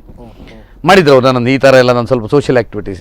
ನಾನು ಯಾಕಂದರೆ ಟ್ಯಾಕ್ಸಿಯವ್ರು ನಮ್ಮೆಲ್ಲ ಕಸ್ಟಮರ್ಸ್, ನಾನಾಗ ಫೈನಾನ್ಸು ಮಾಡ್ತಾಯಿದ್ದೆ, ಮತ್ತು ಅವ್ರು ಏನೋ ಉಪಾಧ್ಯಕ್ಷ ಮಾಡಿದರು. ಆಗ ಸಂಜೀವ್ ಶೆಟ್ಟರು ಅಂತ ಅಧ್ಯಕ್ಷರು, ಹಿ ವಾಸ್ ಆ ಟೈಮಿಗೆ ನಿವೃತ್ತ ಯೋಧರವರು, ಸೈನಿಕರು. ಅವರು ಶಂಕರ್ ವಿಠಲ್ ಕಂಪನಿಯಲ್ಲಿದ್ದರು. ಅವರು ಟ್ಯಾಕ್ಸಿಮೆನ್ ಅಸೋಸಿಯೇಷನ್ನ ಜಿಲ್ಲಾ ಅಧ್ಯಕ್ಷರು. ಹಿ ವಾಸ್ ಏಜ್ಡ್, ಅವರು ಆಗಲೇ 75-80 ವರ್ಷ. But he was very good. ನನ್ನನ್ನು ಉಪಾಧ್ಯಕ್ಷ ಮಾಡಿದ್ರು, ನಾವು ಆ್ಯಕ್ಟಿವ್ ಆಯಿತು. ಒಂದು ನಮ್ಮ ಅಸೋಸಿಯೇಷನ್ ಒಳಗೆ ಒಂದು ಟ್ವಿಸ್ಟ್ ಆಗಿ, ನಾನಾಗೋ ಮೊದಲು ಒಂದು ಡಿವೈಡ್ ಆಗಿ ಇನ್ನೊಂದು ಅಸೋಸಿಯೇಷನ್ ಬಂತು. ಸಣ್ಣ ಅಸೋಸಿಯೇಷನ್, ಯಾರು ಒಂದು ಸರ್ವಿಸ್ ಬಸ್, ಅವರೇನೋ ಫ್ರೆಂಡ್ಸ್ ಕ್ಲಬ್ ಅಂತ ಒಂದು ಮಾಡ್ಕೊಂಡು. ನಮ್ಮಲ್ಲಿ ಮೇಜರ್ ಅಂದರೆ ದಕ್ಷಿಣ ಕನ್ನಡ ಇರುವಾಗದಿಂದ ಇದ್ದಂಥ ಅಸೋಸಿಯೇಷನ್ ನಮ್ಮದು. ನಾನದು ಪದವಿ. ಅವರಿಗೊಂದು ಮಾಹಿತಿ ಕೇಂದ್ರವನ್ನು ನಗರಸಭೆಯೊಳಗೆ ಕೊಟ್ಟರು. ನಮ್ಮವ್ರು ಕೇಳಿದರೂ ಕೊಡಲಿಲ್ಲ, ಇವ್ರಿಗೆ ಕೊಟ್ಟರು. ಅದನ್ನು ನಾವು ಮನವಿ ಕೊಡಲಿಕ್ಕೆ ಅಂತ ನಾನು ಹೋಗಿದ್ದೆ, ನಮ್ಮ ಟೀಮ್ ಹೋಗಿದ್ದೆ, ಇವರು ಅಧ್ಯಕ್ಷರು ಹೋಗಿದ್ದರು. ಆಗ ಅಧಿಕಾರ ಇದ್ದಂಥವರು ಸ್ವಲ್ಪ ಬಹಳ ದುರಹಂಕಾರದಿಂದ ನಡ್ಕೊಂಡ್ರು. ಅವರಿಗೆ ಅದು ಇವತ್ತು ನನ್ನ ಕಣ್ಣೆದುರಲ್ಲಿ ಇವತ್ತು ಇದೆ. ಆ ಏಜ್ಡ್ 75 ಮೇಲಾಗಿತ್ತು, ಅವ್ರಿಗೆ 80 years ಆಗಿರ್ಬೋದು. ಪಾಪ ತುಂಬ ಸೀನಿಯರ್ ಮತ್ತು ನಿವೃತ್ತ ಯೋಧ. ಅವರಿಗೆ ಇದರಿಂದ ಗೆಟ್ ಔಟ್, ಹಾಗೆ ಹೀಗೆ ಯು ಗೋ ಔಟ್ ಅಂತೆಲ್ಲ ಹೇಳಿ ಅವರನ್ನು ಇದು ಮಾಡಿ ಸ್ವಲ್ಪ ಏನೋ ಸಪ್ರೇಟ್ ಮಾಡಿ ಎಲ್ಲ ಮಾಡಿದ್ರು. ಆಗ ಏನಾಯಿತು, ಅವರು ಸ್ವಲ್ಪ ಸ್ಪಿರಿಟಲ್ಲಿ ಮಾತಾಡಿದರು. ಯಾರು? ನಮ್ಮ ಅಧ್ಯಕ್ಷರು. ನಾನು ಸ್ವಲ್ಪ, ಆಗ ನಾವು ಯಂಗ್ ಬ್ಲಡ್, ನಾವು ಸ್ವಲ್ಪ ಅವನಿಗೆ ಚಾಲೆಂಜ್ ಹಾಕಿ ಬಂತು. ನಿನ್ನ ಅಧಿಕಾರ ಎಷ್ಟು ದಿವಸ, ನಿನ್ನನ್ನು ಇಳಿಸಿಯೇ ಶುದ್ಧ ನಾವು ಅಂತ ಏನೋ ಒಂದು ಚಾಲೆಂಜ್ ಹಾಕಿ ಬಂದೆವು. ಅಲ್ಲಿಂದ ನಮ್ಮ ಪೊಲಿಟಿಕ್ಸ್ ಅಷ್ಟರವರೆಗೆ ಇದ್ದೆ. ಸ್ಥಾನೀಯ ಸಮಿತಿ ಅಧ್ಯಕ್ಷ ಆಗಿ ಶಿವಳ್ಳಿ ಅಂತ ಒಂದು ಇದಿತ್ತು, ನಮ್ಮ ಗ್ರಾಮ ಇತ್ತಾಗ 94 ಮೊದಲು 96 ಇದ್ದಾಗ. ಆಗ ನಾನು ಅದರ ಒಂದು ಸ್ಥಾನೀಯ ಸಮಿತಿ ಅಧ್ಯಕ್ಷ ಇದ್ದೀನಿ, ಆ್ಯಕ್ಟಿವ್ ಏನಿರಲಿಲ್ಲ. ಆ ನಂತರ ನಾವು ಟ್ಯಾಕ್ಸಿಮೆನ್ನಲ್ಲಿ ಮತ್ತೆ ಪ್ರತಿಭಟನೆ ಮಾಡಿದೆವು. ತುಂಬ ಗಲಾಟೆ ಆಗಿದೆ. ಮತ್ತು ಇದನ್ನು ಹೈಕೋರ್ಟಲ್ಲಿ ಹೋಗಿ ನಾನು ಅದನ್ನು ತೆಗೆಸಿ, ನಾನೇ ಹೈಕೋರ್ಟಲ್ಲಿ ಖರ್ಚು ಮಾಡಿ ಹೈಕೋರ್ಟಲ್ಲಿ ತೆಗೆಸಿ ಆ ಮಾಹಿತಿ ಕೇಂದ್ರವನ್ನು ಇಲ್ದಿದ್ದಾಗ ಮಾಡಿದೆವು. ಸಕ್ಸಸ್ ಆದೆವು, ಸಕ್ಸಸ್. ಮತ್ತು ಅವನು ಸ್ವಲ್ಪ ಸ್ವಲ್ಪ ನಮಗೂ ಅವರಿಗೂ ವೈಯಕ್ತಿಕವೂ ಸ್ವಲ್ಪ ಇದಾಯಿತು. ಸೊ ಆ ವ್ಯಕ್ತಿಯನ್ನು ಪೊಲಿಟಿಕ್ಸಿಂದ ಇಳಿಬೇಕು ಅಂತ ಕೆಲವೆಲ್ಲ ಅಂದರೆ ಇದನ್ನು ಆಗ ಇನ್ನೊಂದು ಪಾರ್ಟಿ ಆಡಳಿತ ಇತ್ತು. ನಾನು ಬಿ ಜೆ ಪಿ, ನಾನು ಮುಂಚಿನ ಬಾಲ್ಯದಿಂದಲೂ ಬಿ ಜೆ ಪಿ. ನನ್ನ ಎಲ್ಲ ಬೆಳವಣಿಗೆಗೂ ಕರಂಬಳ್ಳಿ ಸಂಜೀವ್ ಶೆಟ್ಟರದ್ದು MLC ಆಗಿದ್ದಾರೆ, ನನ್ನ ನೇಬರ್, ಅವರ ತುಂಬ ಪಾತ್ರ ಇದೆ. ನಾನು ಗ್ಯಾರೇಜ್ ಮಾಡೋದಕ್ಕೂ ಅವರದ್ದೇ ನನಗೆ ಸಪೋರ್ಟ್. ಅಂದರೆ ನಾನು ಯಾವ ಕೋರ್ಸ್ ಸೇರಬೇಕು, ನೀನು ಗ್ಯಾರೇಜ್ ಮಾಡಬೇಕಲ್ಲ, ಬೇರೆ ಇದಕ್ಕೆ ಹೋಗ್ಬೇಡ, ಯಾವುದು SLCಗೆ ಇದು PUC ಹೋಗ್ಬೇಡ, ಡೈರೆಕ್ಟ್ ಸೇರು, ಇದು ಅಪ್ರೆಂಟಿಸ್ಶಿಪ್ ಸೇರಿಸು, ಇದರಲ್ಲಿ ಪ್ರಾಕ್ಟಿಕಲ್ ಎಲ್ಲ ಹೇಳಿ ಗ್ಯಾರೇಜ್ ಮಾಡುವಾಗಲೆಲ್ಲ ಸಪೋರ್ಟ್ ಮಾಡಿದವರು. ಸೊ ಆಗ ಏನಾಯಿತು, ನಾನು ಬಿ ಜೆ ಪಿಯಲ್ಲೇ ಇದ್ದೆ. ಕಡೆಗೆ ಬಿ ಜೆ ಪಿಯಲ್ಲಿ ಹೆಚ್ಚು ಆ್ಯಕ್ಟಿವ್ ಇರಲಿಲ್ಲ. ಕಡೆಗೆ ನಾನೇ ಬಿ ಜೆ ಪಿ ಆಫೀಸಿಗೆ ಹೋಗಿ ಆಗ ಸ್ವಲ್ಪ ನಾನು ಪಾಪ್ಯುಲರ್ ಆಗಿದೆ, ಇದೆಲ್ಲ ಸ್ವಲ್ಪ ಅವ್ರ ಮೇಲೆ ಮತ್ತು ಅವರು ಯಾವಾಗಲೂ ಇನ್ನೊಬ್ಬ ಹೇಳ್ತಾರೆ ಸ್ವಲ್ಪ ಮಾಡ್ತಾರೆ. VS ಆಚಾರ ಆಗ ಜಸ್ಟ್ MLC ಆಗಿದ್ದರು, 96 ಏನಾಗ ಜಸ್ಟ್ MLC ಆಗಿದ್ದರು. ಸೊ ಅವ್ರ ಹತ್ರ ನಾವು ಮಾತಾಡಿಕೊಂಡು ನನ್ನನ್ನಾಗ ಯುವ ಮೋರ್ಚಾದ ರಾಜ್ಯ ಕಾರ್ಯಕಾರಿಣಿ ಸದಸ್ಯರು ಮಾಡಿದರು ಫಸ್ಟ್. ಆಮೇಲೆ ನಾವು ನಗರಸಭೆಯ ವಿರುದ್ಧ ಹೋರಾಟ ಸ್ಟಾರ್ಟ್ ಮಾಡಿದ್ವಿ. ಅಂತ ಹೇಳಬೇಕಾದ್ರೆ ಆ ನಗರಸಭೆಯ ದುರಾಡಳಿತದ ವಿರುದ್ಧ ಸಾಧಾರಣ 98-99 ಈ ಗಲಾಟೆ ಅದು 98ಅಲ್ಲಿ 99 to 2001 ನಾವೊಂದು ನಿರಂತರ ಹೋರಾಟ ಮಾಡಿದ್ವಿ ಯುವ ಮೋರ್ಚಾ. ನನ್ನ ಟಾರ್ಗೆಟ್ ಇದ್ದದ್ದು ಅವನನ್ನು ನಡೆಸಬೇಕು ಅಂತ, ಭಾಳ ಏನು ಪೊಲಿಟಿಕ್ಸ್ ಅಷ್ಟೇ. ಆಮೇಲೆ ನನ್ನ ಆ್ಯಕ್ಟಿವಿಸ್ಟ್ ನೋಡಿ ನನ್ನನ್ನು 99 ಎಂಡಲ್ಲಿ ನನ್ನನ್ನು ಯುವ ಮೋರ್ಚಾ ಜಿಲ್ಲಾಧ್ಯಕ್ಷರು ಮಾಡಿದರು. VS ಆಚಾರು ಆಗ ಪಾರ್ಟಿಯವರಲ್ಲಿ ಯುವ ಮೋರ್ಚಾ ಡಿಸ್ಟ್ರಿಕ್ಟ್ ಪ್ರೆಸಿಡೆಂಟ್. ಆಮೇಲೆ ಸ್ವಲ್ಪ ಆ್ಯಕ್ಟಿವ್ ಆದ ಆಟೋಮೆಟಿಕ್. ಆಮೇಲೆ ನಗರಸಭೆ 2001 ಎಲೆಕ್ಷನ್ನಲ್ಲಿ VS ಆಚಾರು ಸೀನಿಯರ್, ಆಗ ಸೋಮಶೇಖರ್ ಭಟ್ರು ನಮ್ಮಲ್ಲಿ ಸೀನಿಯರು, ಗುಜ್ಜಾಡಿಯವರಿದ್ದರು. ನನಗೆ ಮೇಜರ್ ಜವಾಬ್ದಾರಿ ಕೊಟ್ಟರಾಗ. ಅಂದರೆ ನಾನು ಯುವ ಮೋರ್ಚಾ ಅಧ್ಯಕ್ಷ ಆಗಿದೆ, ನೀವೇ ಕ್ಯಾಂಡಿಡೇಟ್ ಸೆಲೆಕ್ಷನ್ನು ಹೋಗೋದು ಎಲ್ಲ. ನಾನು ಫುಲ್ ಟೈಮ್ ನನ್ನ ಬಿಸ್ನೆಸ್ಸನ್ನೇ ಮರೆತು ಬಿಟ್ಟಿದ್ದೆ. ಆ ಟೈಮಿಗೆ ಭಾಳ ಜೋರು ಬಿಸ್ನೆಸ್ ಇತ್ತಾಗ, ಇಡೀ ಸ್ಟೇಟಿಗೆ ಫೈನಾನ್ಸ್ ಕೊಡ್ತಾಯಿದ್ದೆ. ಆಗ ಹೈ ಬಿಸ್ನೆಸ್ ಇತ್ತು, ಹೈ ಅಂದರೆ ಪೀಕಲ್ಲಿದ್ದ ಟೈಮ್. ಆಮೇಲೆ ಆ ಹಠದಲ್ಲಿ ಮಾಡಿ ಸಕ್ಸಸ್ ಆದೆವು ನಾವು.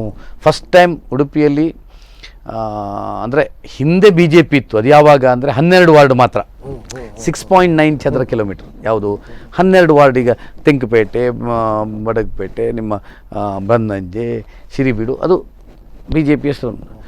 ಆಮೇಲೆ 69 ಚದರ ಕಿಲೋಮೀಟ್ರ್ ಮಾಡಿದರು. ಇಲ್ಲಿ ನಿಮ್ಮ ಹೆರ್ಗ ಪರ್ಕಳ ಪಂಚಾಯತ್, ಮಲ್ಪೆ ಪಂಚಾಯತ್, ಇಲ್ಲಿ ನಿಮ್ಮ ಬಡಗಪೆಟ್ಟು, ಅದನ್ನೆಲ್ಲ ಸೇರಿಸಿದರು. ಅದರ ಇಲೆಕ್ಷನಲ್ಲಿ 96ಅಲ್ಲಿ ನಾವು ಕಂಟೆಸ್ಟ್ ಮಾಡಿ ನಾವು ಹೋಗಿತ್ತು. 2001ನಲ್ಲಿ ಮತ್ತೆ ನಾವು ಹೋರಾಟ ಮಾಡಿ ನಮ್ಮ ಅಧಿಕಾರ ಬಂತು. ನಾವು 35ಅಲ್ಲಿ 21 ಸ್ಥಾನಗಳನ್ನು ಗೆದ್ದೆವು ಬಿ ಜೆ ಫಸ್ಟ್ ಟೈಮ್. ಆಗ ನನ್ನನ್ನು ಕೌನ್ಸಿಲರ್ ನಿಲ್ಲಕ್ಕೆ, ನಾನು ಆ್ಯಕ್ಚುಲಿ ಕೌನ್ಸಿಲರ್ ನಿಲ್ಲೋದಿಲ್ಲ. VS ಆಚಾರು, ಅನಂತಕುಮಾರ್ ಆಗೆಲ್ಲ ಪೆನಲ್ ನೋಡಿ. VS ಆಚಾರ್ ಈಗಲೂ ಹೇಳಿ, ನಾನು ನಿಲ್ಲೋದಿಲ್ಲ, ನಾನು ಕೆಲಸ ಮಾಡ್ತೇನೆ, ಸ್ವಲ್ಪ ಖರ್ಚು ಮಾಡಿ ಎಲ್ಲ ಮಾಡ್ತೇನೆ, ಒಮ್ಮೆ ನನಗೆ ಆಮೇಲೆ ನನಗೆ ಬಿಸ್ನೆಸ್ ಹೋಗ್ಬೇಕು ಡಾಕ್ಟ್ರೆ, ನನಗೆ ಹೆಚ್ಚಿದ್ರಲಿಕ್ಕಾಗಲ್ಲ ಅಂತೇಳಿ. ಇಲ್ಲ ಮತ್ತೆ ಬೇಕಾದ್ರೆ ನೀನು ರಾಜೀನಾಮೆ ಕೊಡು. ಪೆನಲ್ ನೋಡ್ತಾರೆ ಜನ, ಯಾರೆಲ್ಲ ಇದ್ದಾರೆ ಇದರಲ್ಲಿಂದ, ಅದನ್ನು ನೋಡಿ ಓಟ್ ಕೊಡ್ತಾರೆ, ನೀನು ನಿಲ್ಲಬೇಕು ಅಂತ ಹೇಳಿದೆ. ಹಾಗೆ ಫಸ್ಟ್ ಕಂಟೆಸ್ಟ್ ಮಾಡಿದ್ದಾರೆ. ಕಂಟೆಸ್ಟ್ ಮಾಡುವಾಗಲೂ ನನ್ನ ಮನೆಯ ವಾರ್ಡಲ್ಲಿ ಜನರಲ್ ಇರಲಿಲ್ಲ, ಹಾಗೆಲ್ಲ ರಿಸರ್ವೇಷನ್ ಮಾಡೋದು.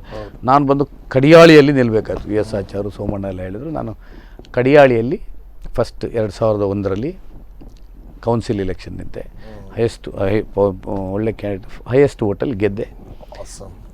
ಆಮೇಲೆ ಆಯ್ತಲ್ಲ. ಒಂದು ಮಾತು ಹೇಳ್ತೇನೆ ಕೇಳಿ. ಒಂದು ವಜ್ರವನ್ನು ನಾವು ಒಳ್ಳೆ ಶೇಪ್ ತರಬೇಕಾದ್ರೆ ಬಡಿಬೇಕಾಗುತ್ತೆ. ನೀವು ಸಂಪೂರ್ಣವಾಗಿ ಯಾವುದೋ ಬೇರೆನೇ ಫೀಲ್ಡಲ್ಲಿ ಇದ್ರಿ, ಯಾವುದೇ ರಾಜಕಾರಣ ಬ್ಯಾಕ್ಗ್ರೌಂಡ್ ಇರಲಿಲ್ಲ. ಆ್ಯಂಡ್ ನೀವು ರಾಜಕಾರಣ ನೀವು ಈ ಸ್ಥಳೀಯ ರಾಜಕಾರಣ ಬರುವಾಗಲೂ ಆಗ ರಾಜಕೀಯದಲ್ಲಿ ಇದ್ದವರು ಬಹಳ ದೊಡ್ಡ ವ್ಯಕ್ತಿಗಳೇ ಇದ್ದರು ಆ ಟೈಮಲ್ಲಿ. ಬಟ್ ನಿಮಗೆ ನೆನಪು ಉಂಟಾ ಯಾವುದಾದ್ರೂ ಒಂದು ಘಟನೆಯಿಂದ ನೀವು ಆ ಸಂದರ್ಭ ನಿಮ್ಮ ಜೀವನವನ್ನೇ ಬದಲಾಯಿಸಿದ? ಅಫ್ಕೋರ್ಸ್ ನೀವೊಂದು ನಗರಸಭೆ ಬಗ್ಗೆ ಹೇಳಿದ್ರಿ ನೀವು. ಅದು ಬಿಟ್ಟು ಯಾವತ್ತಾದರೂ ನೀವು ಅವಮಾನ ಅನ್ನೋದನ್ನು ಆ ಸಂದರ್ಭದಲ್ಲಿ ಫೇಸ್ ಮಾಡಿದ್ದುಂಟ? ಅದನ್ನೇ ನೀವು ಚಾಲೆಂಜ್ ಆಗಿ ಇಟ್ಟುಕೊಂಡು ನೀವು ಅದನ್ನು ಸ್ವೀಕರಿಸಿ ಪಾಸಿಟಿವ್ ಮುಂದೆ ಬಂದುಂಟ? ಆ ಒಂದು ಘಟನೆ ಏನಾದರೂ ಇದ್ದರೆ ಹೇಳ್ಬೋದು. ಪಾಲಿಟಿಕ್ಸಲ್ಲಿ ಅಂಥದ್ದೇನಿಲ್ಲ, ದೇವ್ರು ನಡೆಸಿ. ಪೊಲಿಟಿಕ್ಸಲ್ಲಿ ನಾನು ಯಾವಾಗದಿಂದ ಜನಪ್ರತಿನಿಧಿ ಆಗಿದ್ದೇನೆ 2001ರಿಂದ. ಆನಂತರ ಜನ ನನಗೆ ಯಾವತ್ತೂ ಕೈ ಬಿಡಲಿಲ್ಲ, ಅಥವಾ ಯಾವ ಅಂತ ನನಗೊಂದು ಘಟನೆಗಳು ಸಣ್ಣ ಪುಟ್ಟ ರಾಜಕೀಯದಲ್ಲಿ ಇರುವಂಥದ್ದು ಅಪ್ಸ್ ಆ್ಯಂಡ್ ಡೌನ್ಸ್. ಬಟ್ ಭಾಳ ಅಂಥ ಒಂದು ಇದಾದದ್ದು ಅಂತೇನಿಲ್ಲ ನನಗೆ. ಈಗ ನನ್ನ ಲೆಕ್ಕದಲ್ಲಿ ನೋಡಿದರೆ ನನ್ನ ರಾಜಕೀಯ ಬೆಳವಣಿಗೆ ಭಾಳ ಗ್ರಾಫ್ ಹೀಗೆ ಹೋಗಿದೆ. 2000 ನಾನು ಪೊಲಿಟಿಕ್ಸಲ್ಲಿ ಆ್ಯಕ್ಟಿವ್ ಆದದ್ದು 98. ನಾನು 2004ಗೆ ಅಲ್ಲ 92 94 ನಾನು ಬಿ ಜೆ ಪಿಯಲ್ಲಿದ್ದೆ, ಬಟ್ ಆ್ಯಕ್ಟಿವ್ ಅಂತಾದದ್ದು 98 ಬಟ್ ಅದು ಒಳ್ಳೆ ಪಕ್ಷವು ನಮ್ಮನ್ನು ತುಂಬ ಗುರುತಿಸಿ ಬೆಳೆಸಿದೆ. ನಾನು ಫುಲ್ ಟೈಮ್ ಇನ್ವಾಲ್ವ್ ತಗೊಂಡಿದ್ದೆ. ನನ್ನ ಒಂದು ಸ್ವಭಾವ ಏನು ಅಂತ ಹೇಳಿದ್ರೆ, ನಾನು ಯಾವುದನ್ನು ಇದು ನೀವು ಇತಿಹಾಸ ನನ್ನದು ಒಂದು ನೀವು ಸ್ಟಡಿ ಮಾಡಿದರೆ ಗೊತ್ತಾಗ್ತದೆ. ಯಾವುದನ್ನು ನಾನು ರೆಸ್ಪಾನ್ಸಿಬಿಲಿಟಿ ತಗೊಳ್ತೇನೆ ಅದನ್ನು ಕಾಯ ವಾಚ ಮನಸ್ಸು ಇಟ್ಟು ಮಾಡ್ತೇನೆ. ಅದು ಯಾವುದೇ ಆಗಲಿ. ರೋಟ್ರಿ ಅಧ್ಯಕ್ಷ ಆಗಿದೆ. ನೀವು ರೋಟ್ರಿ ಅವ್ರ ಹತ್ರ ಯಾರ ಹತ್ರ ಕೇಳ್ಬೋದು. ನಾನು ರೋಟ್ರಿ ಇದ್ದಾಗ ಹೇಗಿದ್ದೆ, ರೋಟ್ರಿಯಲ್ಲಿ ಇನ್ವಾಲ್ವ್ಮೆಂಟ್ ಇರುವಾಗ. ವೆಂಕಟರಮಣ ದೇವಸ್ಥಾನದ ಆಡಳಿತ ಮುಕ್ತೇಶ್ವರ ಮಾಡಿದ್ರು. ನಮ್ಮ 300 ಸೇರ್ಕೊಂಡು ನಮ್ಮದೇನು ಅಲ್ಲಿಯೂ ನಮ್ಮದು ವಂಶ ಪಾರಂಪರೆ ಎಲ್ಲ ಜನ ಒಟ್ಟು ನಾನು ಆ ದೇವಸ್ಥಾನದಲ್ಲಿ ಶ್ರದ್ಧೆಯಿಂದ ಕೆಲಸ ಮಾಡಿ ಇವತ್ತು ಆ ದೇವಸ್ಥಾನವನ್ನು ಬೇಕಾದಷ್ಟು ಅಭಿವೃದ್ಧಿ ನಮ್ಮೆಲ್ಲರ ಒಂದು ಇದರಿಂದ ಆಗಿದೆ. ಪೊಲಿಟಿಕ್ಸ್ ಆಗಲಿ ನನಗೆ ಯಾವುದಾದ್ರು ಒಂದು ಜವಾಬ್ದಾರಿ ಈಗ ಶಾಸಕ ಆದರೆ ಅದರಲ್ಲಿ ನನ್ನ ಫುಲ್ ಟೈಮ್ ಅದರಲ್ಲಿ ಏನು ನ್ಯಾಯ ಕೊಡಬೇಕಾ ಅದನ್ನು ಕೊಡಬೇಕು ಅಂತ ಮಾಡುವಂಥ ಆ ಸ್ವಭಾವ ನಂದಷ್ಟೇ. ಈಗ ಆದ ಮೇಲಿನದ್ದು ನಿಮ್ಮ ಲೈಫ್ನ ಆದ ನಂತರ ನಿಮ್ಮ ಲೈಫ್ ಬ್ಯುಸಿ ಆಯಿತು, ಎಲ್ಲೋದು ಗುರುತಿಸ್ತಾರೆ. ಶಾಸಕನಾಗುವ ಮುಂಚಿನ ದಿನಗಳಲ್ಲಿ ಯಾವತ್ತಾದರೂ ಒಂದು ರಾತ್ರಿ ನಿದ್ರೆ ಬಾರದೆ ತುಂಬ ನೋವು ಅವಮಾನಗಳಿಂದ ಮನೆಯಿಂದ ಹೊರಗೆ ಬಂದು ಆಕಾಶ ನೋಡ್ತಾ ಕಣ್ಣೀರು ಹಾಕಿದ ದಿನಗಳು ಅಫ್ಕೋರ್ಸ್ ಯುವ ಪ್ರಾಯದಲ್ಲಿ ಎಲ್ರಿಗೂ ಇರುತ್ತೆ. ಆ ಟೈಮಲ್ಲಿ ನಮ್ಮ ಕನಸುಗಳು ನೆರವೇರದಿದ್ದಾಗ, ಯಾರೋ ನಮ್ಗೆ ಏನೋ ಹೇಳಿದಾಗಿದ್ದಾಗ, ಇನ್ಸಲ್ಟ್ ಮಾಡಿದಾಗ ಒಂದು ದಿನ ಇರುತ್ತೆ. ಎಲ್ಲರ ಲೈಫಲ್ಲಿ ಇದ್ದೇ ಇರುತ್ತೆ ಅದು. ಬಿಕಾಸ್ ಮಹತ್ವಾಕಾಂಕ್ಷಿ ಯುವತಿಯರ ಲೈಫಲ್ಲಿ ಇದಿರುತ್ತೆ. ನೀವು ಶಾಸಕ ಹೋಗೋ ಮುಂಚೆ ಯಾವತ್ತಾದರೂ ಒಂದಿನ ರಾತ್ರಿ ನೀವು ನಿದ್ರೆ ಬಾರದೆ ಮನೆ ಹೊರಗೆ ಬಂದು ಆಕಾಶ ನೋಡಿಕೊಂಡು ಚಾಲೆಂಜ್ ಮಾಡಿದ್ದೇನದು ಇದೆಯಾ ನಿಮ್ಮದು? ಅದು ಹುಡುಗ ಪ್ರಾಯದಲ್ಲಿ ಆಗಿರ್ಬೋದು, ಬುದ್ಧಿ ಬಂದ ನಂತರ ಏನಾದ್ರು ಇದೆಯಾ? ನೆನಪುಂಟು ಏನಾದರೂ ಸರ್? ಅಂಥದ್ದು ಯಾವುದು ಅಂಥ ಸ್ಪೆಸಿಫಿಕ್ ಘಟನೆಗಳಿಲ್ಲ. ವೈಯಕ್ತಿಕ ಕೆಲವುಗಳು ನಮ್ಮ ಜೀವನದಲ್ಲಿ ಆದಂಥದ್ದಿದೆ, ತುಂಬ ನೋವಾದದ್ದಿದೆ. ಆಮೇಲೆ ನನ್ನ ಸ್ವಭಾವಗಳನ್ನು ಬದಲಾವಣೆ ಮಾಡ್ಕೊಂಡದ್ದಿದೆ. ಅಳ್ತೀರಾ ನೀವು ಬೇಜಾರಾದಾಗ? ಮುಂಚೆ ಎಲ್ಲ ಖಂಡಿತವಾಗಿ ಅಳ್ತಾ ದಿನಗಳಿದೆ. ಮನಸ್ಸಿಗೆ ತುಂಬ ನೋವಾದಂಥ ದಿನಗಳು ಇದೆ. ಯಾವುದೋ ಅಂದರೆ ವೈಯಕ್ತಿಕವಾಗಿ ಯಾವುದೋ ನಾವು ಯಾವುದೋ ಎಣಿಸಿದ್ದದ್ದಾಗದಿದ್ದಂಥ ಅಂಥದ್ದೇನು ಭಾಳ ದೊಡ್ಡದು. ಈಗ ನೋಡಿದ್ದು ಭಾಳ ಸಿಲ್ಲಿ ಅಂತ ಕಾಣ್ತದೆ ನಮಗೆ. ಆ ಕಾಲದಲ್ಲಿ ಸಣ್ಣ ಪ್ರಾಯ ಯಾವುದನ್ನು ಆಸೆಪಟ್ಟು ಸಿಗದಿದ್ದಾಗ ಬೇಸರಾಗಿ ಆಮೇಲೆ ನಮ್ಮ ಲೈಫ್ ಸ್ಟೈಲನ್ನು ಚೇಂಜ್ ಮಾಡ್ಕೊಂಡದ್ದು ಅದಕ್ಕೋಸ್ಕರ ಎಲ್ಲ ಇದೆ. ಬಟ್ ಅದೇನು ಅಂಥ ಲಕ್ಕಿಲಿ ನಾನು ನಿಮ್ಗೆ ಹೇಳ್ತೇನೆ, ನನ್ನ ಬಿಸ್ನೆಸ್ ಆಗಲಿ ನನ್ನ ಇದಾಗಲಿ ನಾನು ಸ್ವಲ್ಪ ಇಷ್ಟರವರೆಗೆ ಒಳ್ಳೆಯದನ್ನೇ ಕಂಡುಕೊಂಡು ಬಂದಿದ್ದೇನೆ. ಕಷ್ಟಗಳನ್ನು ನಾನು ಕಷ್ಟಪಟ್ಟಿದ್ದೇನೆ. ಕಷ್ಟಪಡುವುದು ದುಃಖ ಅಲ್ಲ. ನನ್ನ ಕಷ್ಟಪಡಬೇಕು, ಕಷ್ಟಪಡದೆ ಯಾರಿಗೂ ಮೇಲ್ ಬರಲಿಕ್ಕೆ ಸಾಧ್ಯ ಇಲ್ಲ. ನೀವು ಆದರೆ ದುಃಖ ಅಂದರೆ ಬೇರೆ. ಅದು ನೀವು ಏನು ಅದು ಅವನ ಸ್ಟಾರ್. ಎಷ್ಟು ಕಷ್ಟಪಟ್ಟರು ನಾನು ನೋಡ್ತೇನೆ ತುಂಬ ಜನ ಒಳ್ಳೆಯವರು ಇರ್ತಾರೆ, ಪ್ರಾಮಾಣಿಕರು ಇರ್ತಾರೆ, ಕಷ್ಟಪಡ್ತಾರೆ, ರಾತ್ರಿ ಕೈಯೇ ಎಳೆಯುವುದಿಲ್ಲ. ಅದು ಕಷ್ಟ. ಅದನ್ನು ಏನು ಮಾಡಲಿಕ್ಕಾಗಲ್ಲ. ಅವರು ಪದಾರ್ಥ ಇದು ಕೆಲವರಿಗಿದೆ, ಕೊಡ್ತಾರೆ, ಅದನ್ನು ಉಪಯೋಗ ಮಾಡ್ಕೊಳ್ಳೋದಿಲ್ಲ. ಲೇಸಿನೆಸ್, ಅದನ್ನು ಟೇಕ್ ಇಟ್ ಗ್ರ್ಯಾಂಟೆಡ್, ಏನು ಅದು ಮಾಡಬಾರ್ದು. ಅದು ಫೇಲ್ಯೂರ್.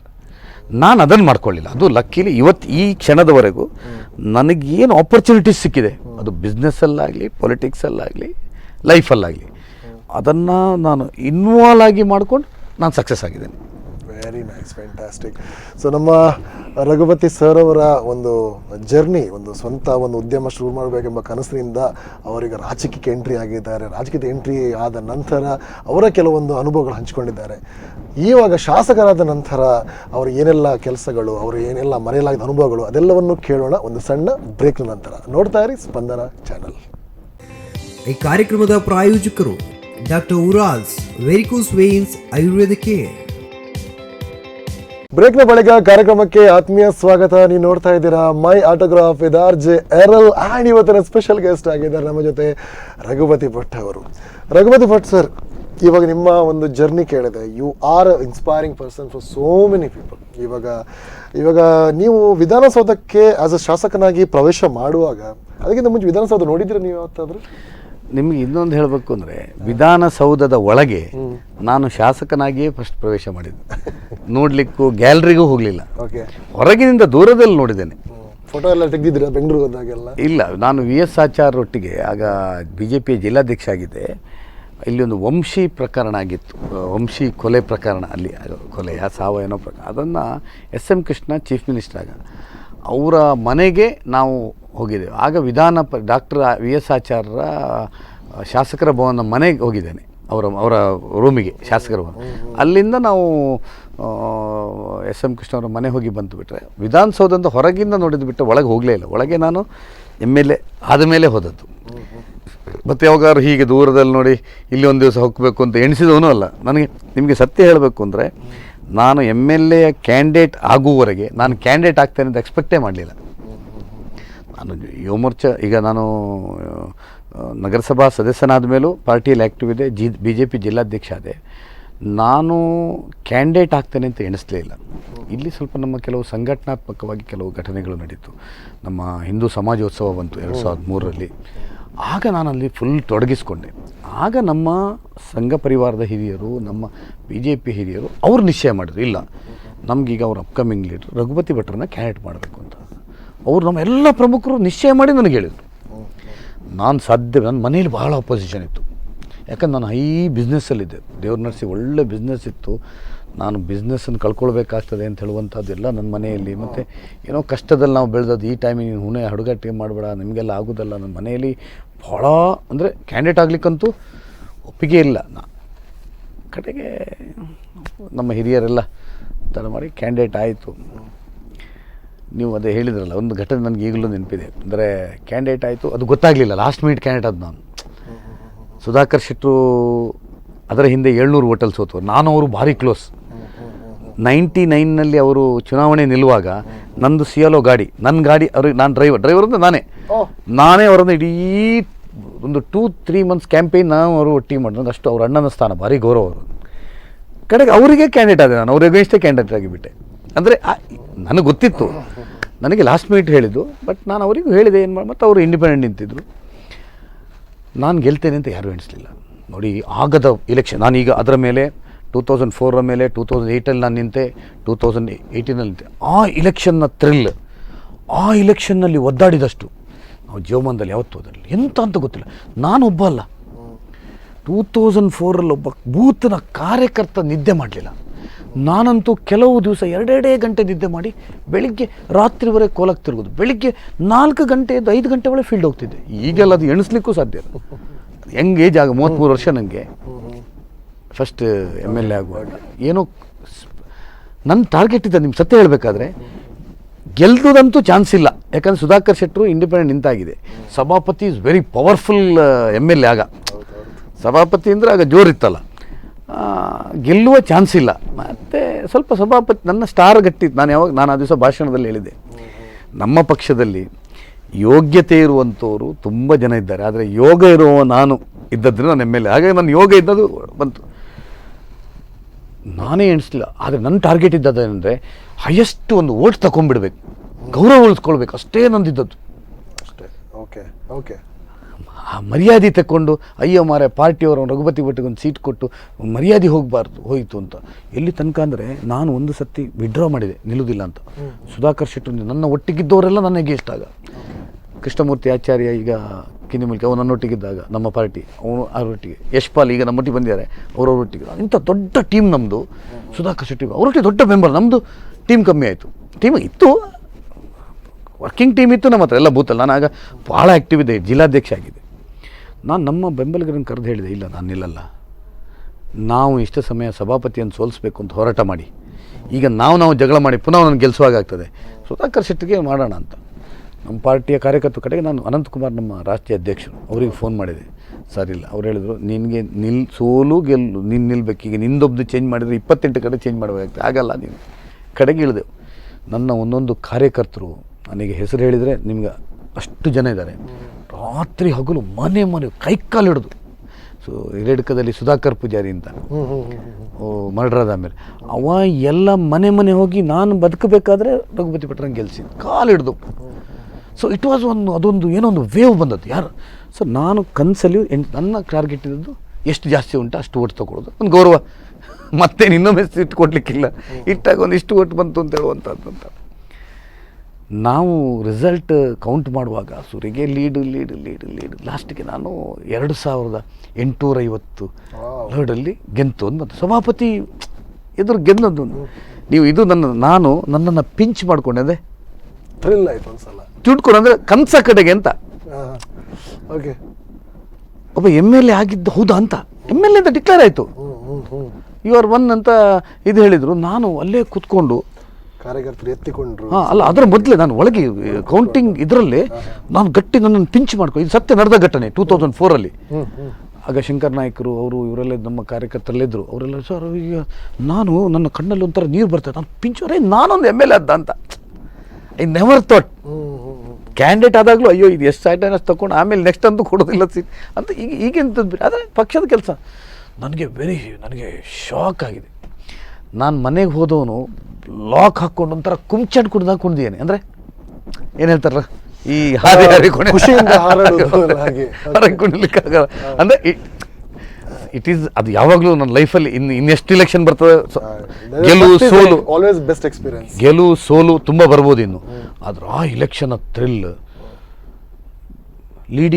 ಅವರು ಲೀಡಿಂಗ್ ಇದ್ದರು. ಮತ್ತು ಸ್ಲೋಲಿ ನಾವು ಅಂದರೆ ನಾವು ಪಶ್ಚಿಮದಿರುವ ಅವ್ರ ಲೀಡ್ ಪೂರ್ವ ಬಂದಾಗೆ ನಮ್ಮ ಹಿರಿಯಡ್ಕ ಒಂದು ಪಂಚಾಯತಲ್ಲಿ 2000 ಚಿಲ್ಲರೆ ಲೀಡ್. ಅದು ಸಡನ್ ನಾವು ಒಂದು 2000 ಸಣ್ಣ ಓಟಾಗ 2850 ಓಟಲ್ಗೆ ಇಟ್ ವಾಸ್ ಅಂದರೆ ಹಾಗೆ. ಸೊ ಅದೆಲ್ಲ ಒಂದು ಥ್ರಿಲ್. ನಾನು ಹಾಗೆ ವಿಧಾನಸಭೆಯ ಒಳಗೆ ಪ್ರವೇಶ ಆಗುವಾಗಲೂ ನಮಗೆ ಒಂಥರ ಥ್ರಿಲ್. ಇದು ಏನಿದು ಅಂತ ಎಲ್ಲ ನಾವೆಲ್ಲ ಅವರನ್ನೆಲ್ಲ ಟಿ ವಿಯಲ್ಲಿ ನೋಡ್ತಾ ಇದ್ದವರು. ಒಂದು ಕಡೆಯಲ್ಲಿ SM ಕೃಷ್ಣ ಇದ್ದಾರೆ ಲಾಸ್ಟ್ ಬೆಂಚಲ್ಲಿ, ಅವರು ಆಗ ಧರಮ್ ಸಿಂಗ್ CM ಆದರು, Siddaramaiah deputy CM, SM Krishna Congress ಇದ್ದ ಎಂಡಲ್ಲಿ, ಈಚೆಯಲ್ಲಿ ಯಡಿಯೂರಪ್ಪ, ಈಶ್ವರಪ್ಪ, ಜಗದೀಶ್ ಶೆಟ್ಟರು, ನಮ್ಮಲ್ಲಿ ನಾವು ಒಂದು 80 ಜನ ಗೆದ್ದಿದ್ದೆವು. ನಾನು CT ರವಿ, ನಾವೆಲ್ಲ ನೆಕ್ಸ್ಟ್ ಅವನು ಫಸ್ಟ್ ಟೈಮ್ MLA, ನಾವು ಎಲ್ಲ ಒಂದು ಸುನೀಲ್ ಕುಮಾರ್ ಎಲ್ಲ ಫಸ್ಟ್ ಟೈಮ್. ನಾವು ಯಂಗ್ಸ್ಟರ್ಸ್ ಒಂದಷ್ಟು ಜನ ಗೆದ್ದಿದ್ದೆವು. ನಾವಾಗ ಎಲ್ಲ ಅದಕ್ಕೊಂದೊಂದು ಮಾತಾಡಿದ ನೆನಪುಗಳು. CT ರವಿ ನಾವೆಲ್ಲ ಮಾತಾಡ್ಕೊಳ್ಳೋದು, ಇಲ್ಲ ಮಾರೆ ಇನ್ನೀಗ ನಾವು ಫಸ್ಟ್ ಈ ವಿಧಾನಸಭೆ ಒಳಗೆ ಹೊಕ್ಕಿದ್ದೇವೆ, ಇದರಲ್ಲಿ ಯಾರನ್ನು ಆದರ್ಶ ತಗೊಂಡು ನಾವು ಕೆಲಸ ಮಾಡೋದು, ಯಾರನ್ನು ಆದರ್ಶ ತಗೊಂಡು ಮಾಡೋದು. ಒಂದಲ್ಲ ವಿಷಯದಲ್ಲಿ ಒಬ್ಬೊಬ್ಬರದ್ದು ವೀಕ್ನೆಸಸ್ಗಳು, ಪ್ರಾಬ್ಲಮ್ಸ್ಗಳಿದೆ. ಈಗ ಯಾರನ್ನು ತಗೊಳ್ಳೋದು? ಆದರೆ ನಾವು ಹೇಳಿದ್ದು, ನಾವು ಏನಿದ್ರು ಒಂದು BJPಯನ್ನು ಆದರ್ಶ ತಗೊಂಡು ಮಾಡೋಣ. But it was A very good experience. ನಾನು ಸಣ್ಣ ಪ್ರಾಯ ನಮಗೆಲ್ಲ, ಆಗ ನಾನು 33 ಜಸ್ಟ್ 33 ಜಸ್ಟ್ ಮುಗಿದು, 34 ಜಸ್ಟ್ ಸ್ಟಾರ್ಟೆಡ್, 33 ಮುಗ್ದದ್ದಾಗ. ಆಗ ಫಸ್ಟ್ ಟೈಮ್ MLA.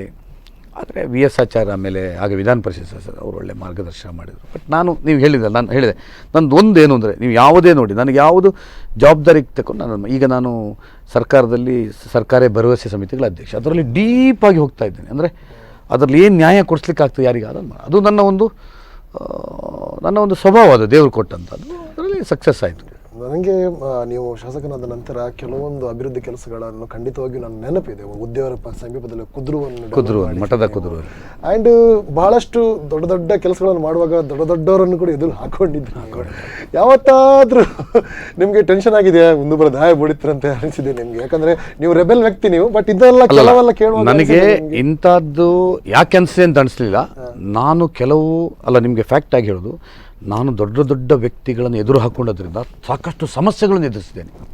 ಇಂಡಿವಿಜುವಲ್ ಸಮಸ್ಯೆಗಳು ಯಾವುದು ಇಲ್ದಿದ್ದನ್ನು ನನ್ನನ್ನು ಕೂಡಿ ಹಾಕಿ ಭಾರಿ ಕಷ್ಟಪಟ್ಟು ಕೊಟ್ಟು, ಅಂದರೆ ದೊಡ್ಡವೇ. ನಾನು ನಿಮ್ಗೆ ಗೊತ್ತಿದೆ ಅಲ್ಲ, ನೀವು ನನ್ನ ಹಿಸ್ಟ್ರಿ ತೆಗೆದುಕೊಂಡ್ರೆ DC ಆಫೀಸ್ನ ಒಂದು ಜಾಗ ತೆಗೆದುಕೊಳ್ಬೇಕಾದ್ರೆ ಎಷ್ಟೆಷ್ಟು ದೊಡ್ಡ ವ್ಯಕ್ತಿಗಳನ್ನೇ ಎದುರು ಹಾಕ್ಕೊಂಡಿದ್ದೇವೆ. ಅಲ್ಲಿಗೆ ಬಂದದ್ದು ನಾನು ಆ್ಯಕ್ಚುಲಿ DCC ಬ್ಯಾಂಕ್ನ ವಿರುದ್ಧ ಹಾಕ್ಕೊಂಡಾಗ ನಾನು ಎಷ್ಟು ವೈಯಕ್ತಿಕವಾಗಿ ಅನುಭವಿಸಿದ್ದೇನೆ ರಾಜಕೀಯವಾಗಿ ಅಂತೆಲ್ಲ. DCC ಬ್ಯಾಂಕ್ನ ಪ್ರತ್ಯೇಕ ಆಗಬೇಕು ಅಂತ ಅವ್ರ ಮೇಲೆ 64 ಎಂಕ್ವೈರಿ ಹೋದಾಗ ಈ ರೀತಿ ಪ್ರತಿಯೊಂದರ ನಾನು ಯಾವುದೇ ವಿಷಯದಲ್ಲಿ, ಈಗ BR ಶೆಟ್ಟರದ್ದು ಆಸ್ಪತ್ರೆ ವಿಷಯ, ನಾನು ಅದರಲ್ಲಿ ಎಷ್ಟೇ ದೊಡ್ಡವರಾದರೂ ನನ್ನ ಯಾರು ಚೀಫ್ ಮಿನಿಸ್ಟರ್ ಯಾರು ಗಟ್ಟಿದೆ. ಈಗ ಮೊನ್ನೆ ಅವರೇ ಹೇಳಿದರು, ನಾನು ನನ್ನ ನಿಲುವನ್ನು ಹೇಳಿದ್ದೇನೆ. ಹಾಗೆ ನಂದು ಅದು ಯಾವುದೇ ಒಂದು ಇಂಡಿವಿಜುವಲ್ ಅಲ್ಲ. ನಿಮ್ಗೊಂದು ವಿಷಯ ಸ್ಪಷ್ಟ, ನೀವು ನನ್ನನ್ನು ಸರಿಯಾಗಿ ಅರ್ಥ ಮಾಡಿಕೊಂಡ್ರೆ, ನಾನು ಯಾವುದೇ ಜಾತಿಯ ಬಗ್ಗೆ ಹೋಗಲಿಲ್ಲ, ಇಷ್ಟುವರೆಗೆ ಹೋಗಲಿಲ್ಲ.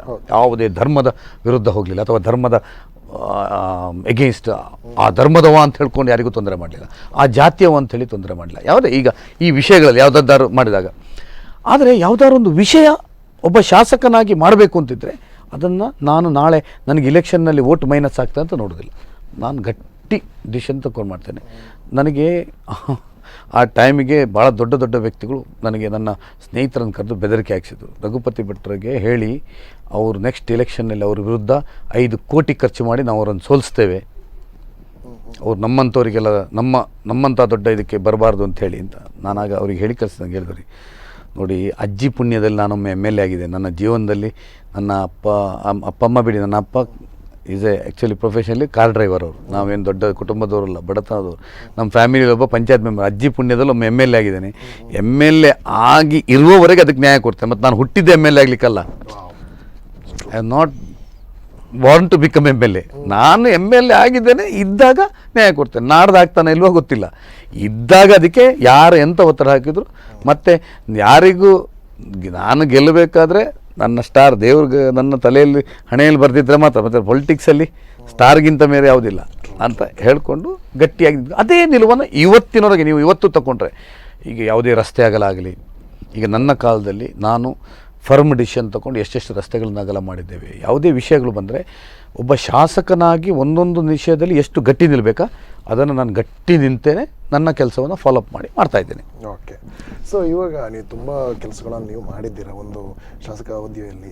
ನಿಮಗೆ ತುಂಬ ತೃಪ್ತಿ ಕೊಟ್ಟ, ತುಂಬ ಖುಷಿ ಕೊಟ್ಟ ಕೆಲಸ ಯಾವುದಾದ್ರೂ ಇದೆಯಾ? ಅಂದರೆ ಅಲ್ಲಿಯ ಉಪಕಾರ ತೆಗೆದುಕೊಂಡ ವ್ಯಕ್ತಿಗಳು ಬಂದು ನಿಮಗೆ ಒಂದು ಸಂತೃಪ್ತಿಯಿಂದ ಬಂದು ನಿಮ್ಗೆ ಏನಾದರೂ ಥ್ಯಾಂಕ್ಸ್ ಹೇಳಿದ್ದಿದೆಯಾ? ಅಂತ ತುಂಬ ಇದೆ. ನನಗೆ ಸಂತೋಷ ಕೊಟ್ಟದ್ದು ನೀವು ಹೇಳಿದಂಥದ್ದು ಉದ್ಯಾವರದ ಮಠದ ಕುದುರು. ನೋಡಿ, ಅಲ್ಲಿ 21 ಫ್ಯಾಮಿಲಿಯವರು ಮಡ್ಲನ್ನ ಇದು ಅಲ್ಲಿ ಹಂಚು ಹಾಕ್ಲಿಕ್ಕೆ ಬರ್ತಿರಲಿಲ್ಲ. ನನಗೆ 2004 ಎಲೆಕ್ಷನಿಗೆ ಹೋಗುವಾಗ ಅವರೆಲ್ಲ ಹೇಳಿದರು, ಅಲ್ಲಿ ಮರದ ಪಾಪು ನಿಮಗೆ ಮರದ ಪಾಪು ಗಟ್ಟಿ ಇಲ್ಲ, ಬುಡ್ಕು ಬಿಡುವಂಥದ್ದು. ಅವ್ರು ಹೊಯ್ಗೆ ತೆಗೆದು ಜೀವನ ಮಾಡುವ 21 ಫ್ಯಾಮಿಲಿ ಅಲ್ಲಲ್ಲಿ ಸ್ಕ್ಯಾಟರ್ ಆಗಿತ್ತು. ಸ್ವಾಮಿಯರ ಹತ್ರ ಹೋದರೆ ಅವರು ಸ್ವಲ್ಪ ಸ್ಟ್ರಿಕ್ಟ್ ಇದ್ದರು. ಕಡೆಗೆ ಆ 21 ಜನರಿಗೆ ಸ್ವಾಮಿಯರ ಪಾಪ ಆಗದ ವಿವಿದೇಶ ತೀರ್ಥರು 5 ಸೆನ್ಸ್ ಜಾಗನ ಅವ್ರಿಗೆ ಕೊಟ್ಟು. ನನಗೆ ಅವ್ರು ಸ್ಟ್ರಿಕ್ಟ್. ಅವ್ರೇನು ಹೇಳಿದ್ರು, ನೋಡು ನಿನ್ನ ವಿಶ್ವಾಸಲ್ಲಿ ಕೊಡ್ತೇನೆ, ಜೂನ್ನ ವೇಳೆಗೆ ಅವರು ಎಲ್ಲ ಈ 5 ಸೆನ್ಸಲ್ಲಿ ಶಿಫ್ಟ್ ಆಗಬೇಕು. ಆಗದಿದ್ದರೆ ಮತ್ತೆ ನೀನು ನನ್ನ ಹತ್ರ ಬರಲಿಕ್ಕಿಲ್ಲ, ಅವ್ರಿಗೆ ಕೊಡೋದಿಲ್ಲ. ಆಯಿತು, ನಾನೇನು ಎನಿಸಿದ್ದು ಆಶ್ರಯ ಮನೆ ಹಾಕಿ ಅವರಿಗೆಲ್ಲ ಮನೆ ಮಾಡಿ ಕೊಡೋದು, ಮತ್ತೆ ನಾನು ಸ್ವಲ್ಪ ಯಾರ ಹತ್ರ ತಗೊಂಡು ಮಾಡ್ಬೋದು. ಬಂದು ಸರ್ಕಾರದಲ್ಲಿ ನೋಡಿದರೆ ಎಲ್ಲ CRZ ಪ್ರಾಬ್ಲಮ್, ಒಂದಕ್ಕೂ ಆಶ್ರಯ ಮನೆ ಕೊಡಲಿಕ್ಕಾಗಲ್ಲ. ನನಗೆ ಆಚೆಯಿಂದ ಇಷ್ಟು ಒದ್ದಾಡಿ ಸ್ವಾಮಿಯವರು ಒಪ್ಪಿದ್ದು ಹೋಗ್ತದೆ. ಇವ್ರ ಹತ್ರ ಕೇಳಿದ್ರೆ ಇವ್ರ ಹತ್ರ 1 ರೂಪಾಯಿ ಇಲ್ಲ. ಯಾರು ಮನೆ ಕಟ್ಕೊಳ್ತೀರಾ ಕೇಳಿದರೆ ಈ 21 ಫ್ಯಾಮಿಲಿ ಅವ್ರ ಹತ್ರ ಏನೂ ಇಲ್ಲ. ಕಡೆಗೆ ನಾನೇ ಒಂದು ಆಗಲೇ ಪರಿವಾರ ಸಮುದಾಯ ಟ್ರಸ್ಟ್ ಮಾಡಿ, ನನ್ನ ಹತ್ರವೂ ಸ್ವಲ್ಪ ಆಗ ಅನುಕೂಲ ಇತ್ತು, ದೇವರ ನಡೆಸಿ. ಈಗದಾಗಲ್ದಾಗ ಸ್ವಲ್ಪ ವ್ಯವಹಾರದದ್ದು ಸ್ವಲ್ಪ ನಾನು ಸ್ವಲ್ಪ ಮಾಡಿ, ನಮ್ಮ ಸ್ವಲ್ಪ ಡೊನೇಷನ್ಸ್ ಎಲ್ಲ ಕಲೆಕ್ಟ್ ಮಾಡಿ ಸುಮಾರು 85 ಲಕ್ಷ ರೂಪಾಯಿ ಖರ್ಚು ಮಾಡಿ 21 ಇವತ್ತು ನೋಡಿ, ಇವತ್ತು ಅಷ್ಟು ಒಳ್ಳೆಯದಿದೆ. ಬ್ರಿಡ್ಜನ್ನು ಮಾಡಿ, ಬೇರೆ ಅದಕ್ಕೊಂದು ಬ್ರಿಡ್ಜ್ ಪೈಪ್ ಹಾಕಿ ಬ್ರಿಡ್ಜ್ ಮಾಡಿ ಆ 21 ಮನೆ ಮಾಡಿ ಕೊಟ್ಟೆ. ನನಗೆ ಎರಡನೇ ಸಂತೋಷ ಆದ್ದೇನು ಅಂದರೆ, ಅವರು ಅಷ್ಟೂ ಜನರದ್ದು ಒಂದು ಓಟು ನಂಗೆ ತಗೊಳ್ಳಿಕ್ಕಾಗಲಿಲ್ಲ. ಯಾಕಂದರೆ 2008 ಕ್ಷೇತ್ರ ಪುನರ್ವಿಂಗಡಣೆ ಆಯಿತು, ನಾನು ಕಾಪು ಹೋದೆ. ನನಗದು ಸಂತೋಷ ಅದು. ಯಾಕಂದರೆ ಇವತ್ತು ನಾನು ಹೋದರೆ ನನಗೆ ಅವಾಗ ಭಜನೆ ಇದ್ದರೆಲ್ಲ ಕರೀತಾರೆ. ಒಂದು ಇದು ಬಂದಾಗ ಮಾಡ್ತಾರೆ, ಅಂದರೆ ಯಾರೋ ಒಂದು ಭಾಳ ದೊಡ್ಡ ವ್ಯಕ್ತಿ ಬಂದಾಗ ನನ್ನ ಪ್ರತಿಯೊಂದು ಅಲ್ಲಲ್ಲ ಆಗಲ್ಲ. ಈ ಪ್ರಾಯದವ್ರ ಅಜ್ಜಿಗಳೆಲ್ಲ ನಾನು ಆಗ ಡೈಲಿ ಹೋಗಿ ಕೂತ್ಕೊಳ್ತಿದ್ದೆ ಮನೆ ಆಗ್ತಾ ಇರುವಾಗ. ಕನ್ಸ್ಟ್ರಕ್ಷನ್ ಕಾಂಟ್ರಾಕ್ಟ್ ತಗೊಂಡವ ಹಾಗೆ ನಾನೇ ಹೋಗಿ ಕೂತ್ಕೊಳ್ತಿದ್ದೆ. ಆ ಅಜ್ಜಿಗಳೆಲ್ಲ ಇವತ್ತು ಇದ್ದಾರೆ. ಅವರೆಲ್ಲ ಬಂದು ಹೋಗಿ ಇವತ್ತಿಗೂ ಭಾರಿ ಅವ್ರ ಪ್ರತಿಮೆ ಎಂಕಲ ಇಲ್ಲ ಬಲೆ ಅಂತ ಕರೀತಾರೆ. ಅದು ಅಂಥದ್ದು ತುಂಬ. ಮತ್ತು ಅಂಥ ಕೆಲವು ನೋಡಿ, ಒಂದು ಯಕ್ಷ ಶಿಕ್ಷಣ ಟ್ರಸ್ಟ್ ಮಾಡಿ ಮಕ್ಕಳಿಗೆ ಯಕ್ಷಗಾನ ಕಲಿಸಿದಂಥದ್ದು. ಈ ರಸ್ತೆ ಬ್ರಿಡ್ಜ್ ಇದೆಲ್ಲ ನೀವು ಸ್ವಾಭಾವಿಕ ಎಲ್ಲರೂ ಶಾಸಕರುಗಳು ಮಾಡುವಂಥದ್ದು ಅವರ ಕರ್ತವ್ಯ. ಇಂಥ ಕೆಲವು ಕೆಲಸಗಳು ನಮಗೆ ಮನಸ್ಸಿಗೆ ತುಂಬ ಸಂತೋಷ. ಒಂದು ಪಡುಕೆರೆಯ ಬ್ರಿಡ್ಜ್, ಅದು ನನ್ನ ಸಾಧನೆ ನನಗೆ ಭಾಳ.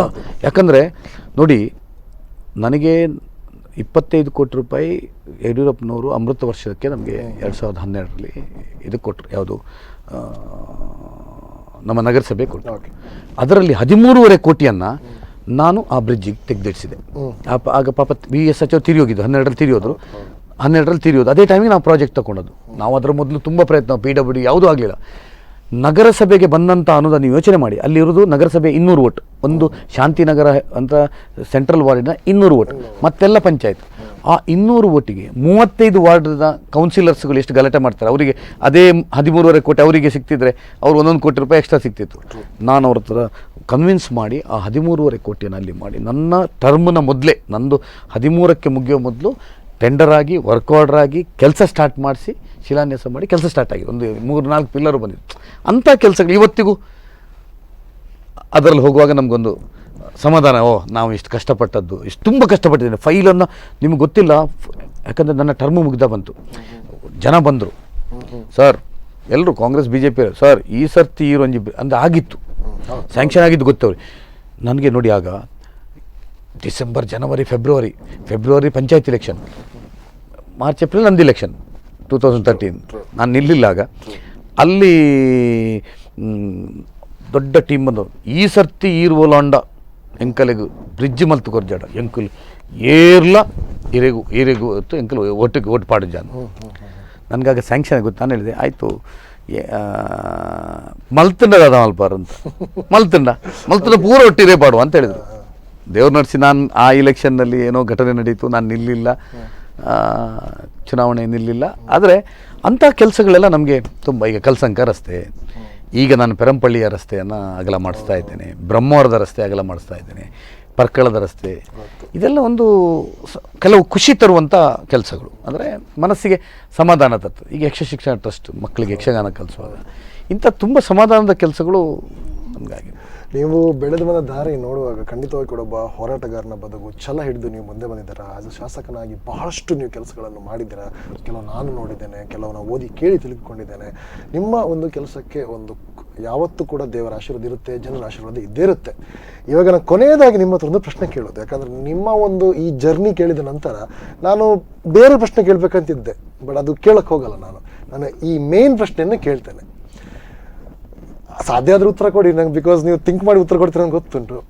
ಯಾವತ್ತಾದರೂ ಒಂದು ದಿನ, ಯಾವತ್ತಾದರೂ ಒಂದು ವರ್ಷ, ಯಾವತ್ತಾದರೂ ಯಾವುದೋ ಸಮಯದಲ್ಲಿ ನಾವು ನಿಮ್ಮನ್ನು ಆ್ಯಸ್ ಅ ಮುಖ್ಯಮಂತ್ರಿಯಾಗಿ ನೋಡ್ಬೋದಾ? ಮುಖ್ಯಮಂತ್ರಿಯಾಗಿ ಚಾನ್ಸಸ್ಸೇ ಇಲ್ಲ, ಇಲ್ಲ.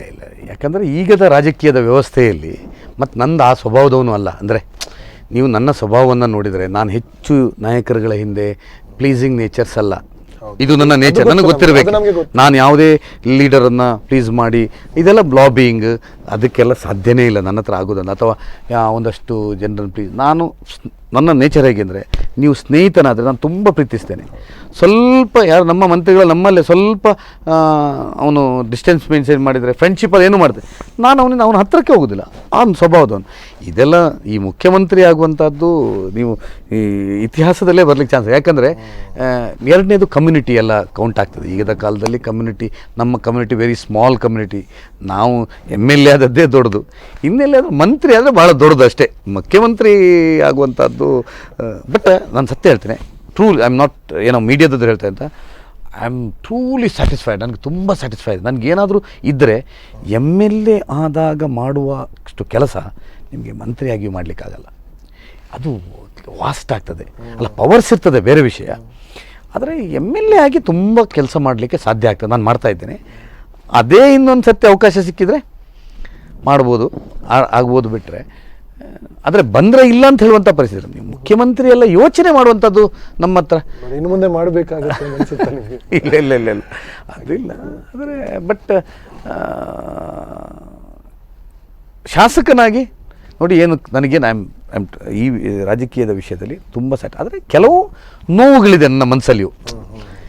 ಏನು ಅಂದರೆ ನೋಡಿ, ನನ್ನ ರಾಜಕೀಯ ಜೀವನ ನನ್ನ ವೈಯಕ್ತಿಕ ಜೀವನದ ದುರ್ಘಟನೆಗಳು ಕೆಲವು ನಿಮಗೂ ಗೊತ್ತಿದೆ. ಅದನ್ನೇ ಹಿಡ್ಕೊಂಡು ರಾಜಕಾರಣ ಮಾಡಿದ್ದಾರೆ ನಮ್ಮಲ್ಲಿ. ವೈಯಕ್ತಿಕ ಜೀವನದ ದುರ್ಘಟನೆಗಳು ಎಲ್ಲರ ಫ್ಯಾಮಿಲಿ ನನಗೆ ಸ್ವಲ್ಪ ಜಾಸ್ತಿ ಆಗಿದೆ, ನನ್ನ ಫ್ಯಾಮಿಲಿಯಲ್ಲಿ ನನ್ನ ಲೈಫಲ್ಲಿ ಜಾಸ್ತಿ ಆಗಿದೆ. ಅದನ್ನೇ ಹಿಡ್ಕೊಂಡು ನನ್ನ ರಾಜಕೀಯಕ್ಕೆ ಆಟ ಆಡಿದರು. ನನ್ನ ಜೀವನದ ವೈಯಕ್ತಿಕ ಕೆಲವು ನನ್ನ ದೋಷಗಳು, ಅಂದರೆ ನಿಮ್ಮ ಏನು ಹೇಳ್ತಾರೆ ಅದಕ್ಕೆ, ವೀಕ್ನೆಸ್ಸಸ್, ವೈಯಕ್ತಿಕ ದೋಷಗಳು ಇದ್ದದ್ದನ್ನು ಯಾವುದೋ ಘಟನೆಗಳನ್ನು ಹಿಡ್ಕೊಂಡು ನನ್ನನ್ನು ರಾಜಕೀಯಕ್ಕೆ ತಂದರು. ಬಿಟ್ಟರೆ ಪೊಲಿಟಿಕ್ಸಲ್ಲಿ ನನ್ನೊಂದು ಯಾವುದೇ ಒಂದು ಭ್ರಷ್ಟಾಚಾರ ಮಾಡಿದ್ದಾನೆ, ಒಂದು ಕೆಲಸ ಮಾಡುವಂಥ ಶಕ್ತಿ ಇಲ್ಲ, ಆ ಥರ ಹೇಳಲಿಕ್ಕೆ ಅದು ಬೇಸರ ನನಗೆ. ಅಂದರೆ ನನ್ನ ಪೊಲಿಟಿಕ್ಸ್ ಮಿಸ್ಟೇಕ್ಸ್ ಇದ್ದರೆ ಎಷ್ಟು ಮಾಡಲಿ ಆ್ಯಸ್ ಎ ಪೊಲಿಟಿಷಿಯನ್, ಎಷ್ಟು ಮಾಡಲಿ. ಯಾಕಂದರೆ ಅದು ಮಾಡಲೇಬೇಕು. ನಾನೊಬ್ಬ ಸಾರ್ವಜನಿಕ ವ್ಯಕ್ತಿ, ನಾನೊಬ್ಬ MLA ಆದಾಗ ಅದಕ್ಕೆ ನಾನು MLAಗೆ ಸರಿಯಾಗಿರೋ ಆಗ ಭ್ರಷ್ಟಾಚಾರ ಮಾಡಿದ್ದಾನೆ, ಅವ್ರ ಹತ್ರ ದುಡ್ಡು ತಗೋ, ಕಮಿಷನ್ ತಗೋ, ಅದು ಇದ್ದರೆ ನನ್ನ ಮೇಲೆ ಅದು ಆಪದನೆಲ್ಲ. ಅಥವಾ ಏನೂ ಕೆಲಸ ಮಾಡಲಿಲ್ಲ, ಡೆವಲಪ್ಮೆಂಟ್ ಮಾಡಲಿಲ್ಲ, ಅದು ವೈಯಕ್ತಿಕ ವಿಚಾರಗಳ ಬಗ್ಗೆ ಈಗಲೂ ಎಲ್ಲ ರಾಜಕಾರಣ ನಡೀತಾ ಇದೆ. ನಾವು ಬೆಂಗಳೂರು ಇಂಥ ರಾಜಕಾರಣದ ಬಗ್ಗೆ ನಮಗೆ ಬೇಸರ ಆಗ್ತದೆ. ಈ ಡೆವಲಪ್ಮೆಂಟ್ ಓರಿಯೆಂಟೆಡ್ ಒಂದು ಪೊಲಿಟಿಕ್ಸಲ್ಲಿ ಒಂದು ಏನು ನಿಮ್ಮ ಕಾರ್ಯಕ್ರಮದ ಆಧಾರಿತವಾಗಿ ಮಾಡಿದರೆ ನಮಗೆ ಅಂಥದ್ದು ಸ್ವಲ್ಪ ನನಗೆ ರಾಜಕೀಯದಲ್ಲೂ ಬೇಸರ ಇದೆ. ಬಿಟ್ಟರೆ ಆ್ಯಸ್ ಇಫ್ ನಾನು ರಾಜಕೀಯದಲ್ಲಿ ತುಂಬ ಸ್ಯಾಟಿಸ್ಫೈಡ್, ನನಗೆ ತುಂಬ ಸಂತೋಷ. ಯಾಕಂದರೆ ನನ್ನ ಪಾರ್ಟಿ ನನಗೆ ಒಂದು ನಗರಸಭೆ, 3 MLA ಎಲೆಕ್ಷನ್ಗೆ ಅವಕಾಶ ಕೊಟ್ಟಿದೆ. ನಾನು ದೇವ್ರ ನಡೆಸಿ 4 ಎಲೆಕ್ಷನ್ ನಿಂತದ್ದು, 1 ಎಲೆಕ್ಷನ್ ನಿಲ್ಲಿಲ್ಲ ನನ್ನ ದುರ್ಘಟನೆಯಿಂದ. 4 ಇಲೆಕ್ಷನಲ್ಲಿ ಜನ ನಮಗೆ ಬೆಂಬಲ ಮಾಡಿದ್ದಾರೆ. ಇಷ್ಟಾಗಿ ಎಲ್ಲರೂ ಎಣಿಸೋದು ಉಡುಪಿಯಲ್ಲಿ ಬ್ರಾಹ್ಮಿನ್ಸ್ ವೋಟ್ ಜಾಸ್ತಿ, ಅದರಿಂದ ರಘುಪತಿ ಭಟ್ರು ಬಂದು 100% ಅಲ್ಲ. ಉಡುಪಿಯಲ್ಲಿ ಹೈಯೆಸ್ಟ್ ವೋಟ್ಸು ಅದರ್ ಕಾಸ್ಟ್, ನಿಮಗೆ ಬ್ಯಾಕ್ವರ್ಡ್ಸ್ ಜಾಸ್ತಿ ಇರೋದು. ಬಿಲ್ಲವಾಸ್ ಫಸ್ಟ್, ಬಂಡ್ಸ್, ಮೊಗವೀರ್ಸ್, ಜಾತಿಯಾಗಿ ಹೇಳೋದಲ್ಲ, ಬಟ್ ಆ ಎಲ್ಲ ಸಮುದಾಯದವರು ನನ್ನ ಮೇಲೆ ಪ್ರೀತಿ ಇಟ್ಕೊಂಡಿದ್ದಾರೆ. ನನ್ನ ಕಮ್ಯುನಿಟಿ ನನಗೆ ಬಹಳ ಕಡಿಮೆ ವೋಟ್ ಇರುವಂಥದ್ದು. ಕೆಲವರು ಎಣಿಸೋದು ಉಡುಪಿ ಅಂದರೆ ಭಾರಿ ಬ್ರಾಹ್ಮಿನ್ಸ್ ವೋಟ್ ಅಲ್ಲ, ಆದರೆ ಎಲ್ಲರೂ ಪ್ರೀತಿಯನ್ನು ಇಟ್ಕೊಂಡಿದ್ದಾರೆ. ಅದು ನನಗೆ ನಸೀಬ್. ಯಾಕಂದರೆ ನಾನು ನಿಂತ ಸಂದರ್ಭದಲ್ಲಿ ನಮ್ಮ ಜನ ಬೆಂಬಲ ಕೊಟ್ಟಿದ್ದಾರೆ. ಇದು ಮಾಡಿ ಹಾಗಾಗಿ I am totally satisfied in politics. ಇನ್ನು ಈ ಉಳಿಲಿಲ್ಲ. ಸಣ್ಣ ಪ್ರಾಯದಲ್ಲಿ ಆಗುವಂಥದ್ದು 3 ಟರ್ಮ್ MLA ಆಗಿದ್ದೇನೆ. I am satisfied. ಬಂದದ್ದನ್ನು ಇಲ್ಲ ಅಂತ ಹೇಳುವಂಥ ಪರಿಸ್ಥಿತಿಯೂ ಅಲ್ಲ. ಈಗ ನೀವು ಹೇಳಿದಾಗ ಯಾವ್ದಾದ್ರು ಬಂದರೆ ಇಲ್ಲ ಅಂತ ಓಡಿ ಹೋಗೋ ಪರಿಸ್ಥಿತಿ ಇಲ್ಲ, ಆದರೆ ಆ ಅಪೇಕ್ಷೆಗಳಿಲ್ಲ ಅಷ್ಟೇ. ಸಾಮಾನ್ಯವಾಗಿ ನಾವು ಆಡು ಭಾಷೆಯಲ್ಲಿ ಆಡು ಭಾಷೆಯಲ್ಲಿ ರಾಜಕಾರಣಿಗಳು ಸ್ವಲ್ಪ ಸುಳ್ಳು ಹೇಳ್ತಾರೆ ಹೇಳಿಕೊಂಡು. ಬಟ್ ನಾನು ಎರಲ್ ರಘುಪತಿ ಸರ್ ಸಂದರ್ಶನ ಮಾಡುವಾಗ ಒಂದೇ ಒಂದು ಸುಳ್ಳು ನಂಗೆ ಕಂಡು ಬರಲಿಲ್ಲ. ಹಾನೆಸ್ಟ್ ಆಗಿ ಪ್ರತಿಯೊಂದು ವಿಚಾರಗಳ ಬಗ್ಗೆ ಬಿಕಾಸ್ ಇದು ರಾಜಕೀಯ ರಹಿತವಾದ ಸಂದರ್ಶನ ಆಗಿದ ಕಾರಣದಿಂದಾಗಿ ಆ ವಿಚಾರಗಳು ಬಂದರೂ ಕೂಡ, ರಾಜಕೀಯದ ವಿಚಾರಗಳು ಬಂದರೂ ಕೂಡ ಸತ್ಯವನ್ನೇ ಮಾತನಾಡಿದ ನಮ್ಮ ರಘುಪತಿ ಸರ್ಗೆ ಈ ಒಂದು ಶೋ ನಂತರ ಅಭಿಮಾನಿಗಳು ಖಂಡಿತವಾಗಿಯೂ ಜಾಸ್ತಿನೇ ಆಗಬೇಕು ಕೂಡ. Thank you so much sir. ಬಹಳ ಖುಷಿ ಆಯ್ತು ನಿಮ್ಮ ಜೊತೆ ಮಾತನಾಡಿ. ಸಂತೋಷ ಆಯ್ತು ನನಗೂ. ಒಂದು ನನ್ನ ವೈಯಕ್ತಿಕ ಜೀವನದ್ದು ಎಲ್ಲಿಯೂ ನಾನು ಶೇರ್ ಮಾಡ್ಕೊಳ್ಳಿಕ್ಕೆ ಆಗಲಿಲ್ಲ, ನಾನು ಮಾಡಲೂ ಇಲ್ಲ ಅಥವಾ ಯಾರೂ ಕೇಳಲೂ ಇಲ್ಲ. ಈಗ ಫಸ್ಟ್ ಟೈಮ್ ನನ್ನ ಹತ್ರ ನನ್ನ ಕೆಲವು ಬಾಲ್ಯದ ಜೀವನಗಳು, ನನ್ನ ಬಿಸ್ನೆಸ್, ಇದು ಯಾವತ್ತೂ ಚರ್ಚೆಗೆ ಬರಲಿಲ್ಲ. ಇದೊಂದು ಫಸ್ಟ್ ಟೈಮ್ ನೀವು ಒಂದು ನನ್ನನ್ನು ಕೆದಕಿಸಿ ಮಾತಾಡಿಸಿದ್ದೀರಿ. ನನಗೂ ಒಂದು ಸ್ವಲ್ಪ ಹಳೆಯ ನೆನಪುಗಳು ಮಾಡಿದಾಗ ನಾವು ಅಂದರೆ ಮನಸ್ಸು ಮುದ ಆಗ್ತದೆ ಅಂತ ನನಗೂ ಸಂತೋಷ ಆಗಿದೆ. ಧನ್ಯವಾದ. Okay, thank you so much. And ಮುಂದಿನ ಎಪಿಸೋಡಲ್ಲಿ ಮತ್ತೊಬ್ಬ ಅತಿಥಿಯೊಂದಿಗೆ ನಾವು ಮತ್ತೆ ಬರ್ತೇವೆ. ನೋಡ್ತಾ ಇರಿ ಸ್ಪಂದನ ಚಾನೆಲ್. ಧನ್ಯವಾದ. ಈ ಕಾರ್ಯಕ್ರಮದ ಪ್ರಾಯೋಜಕರು doctor Urals varicose veins Ayurveda care.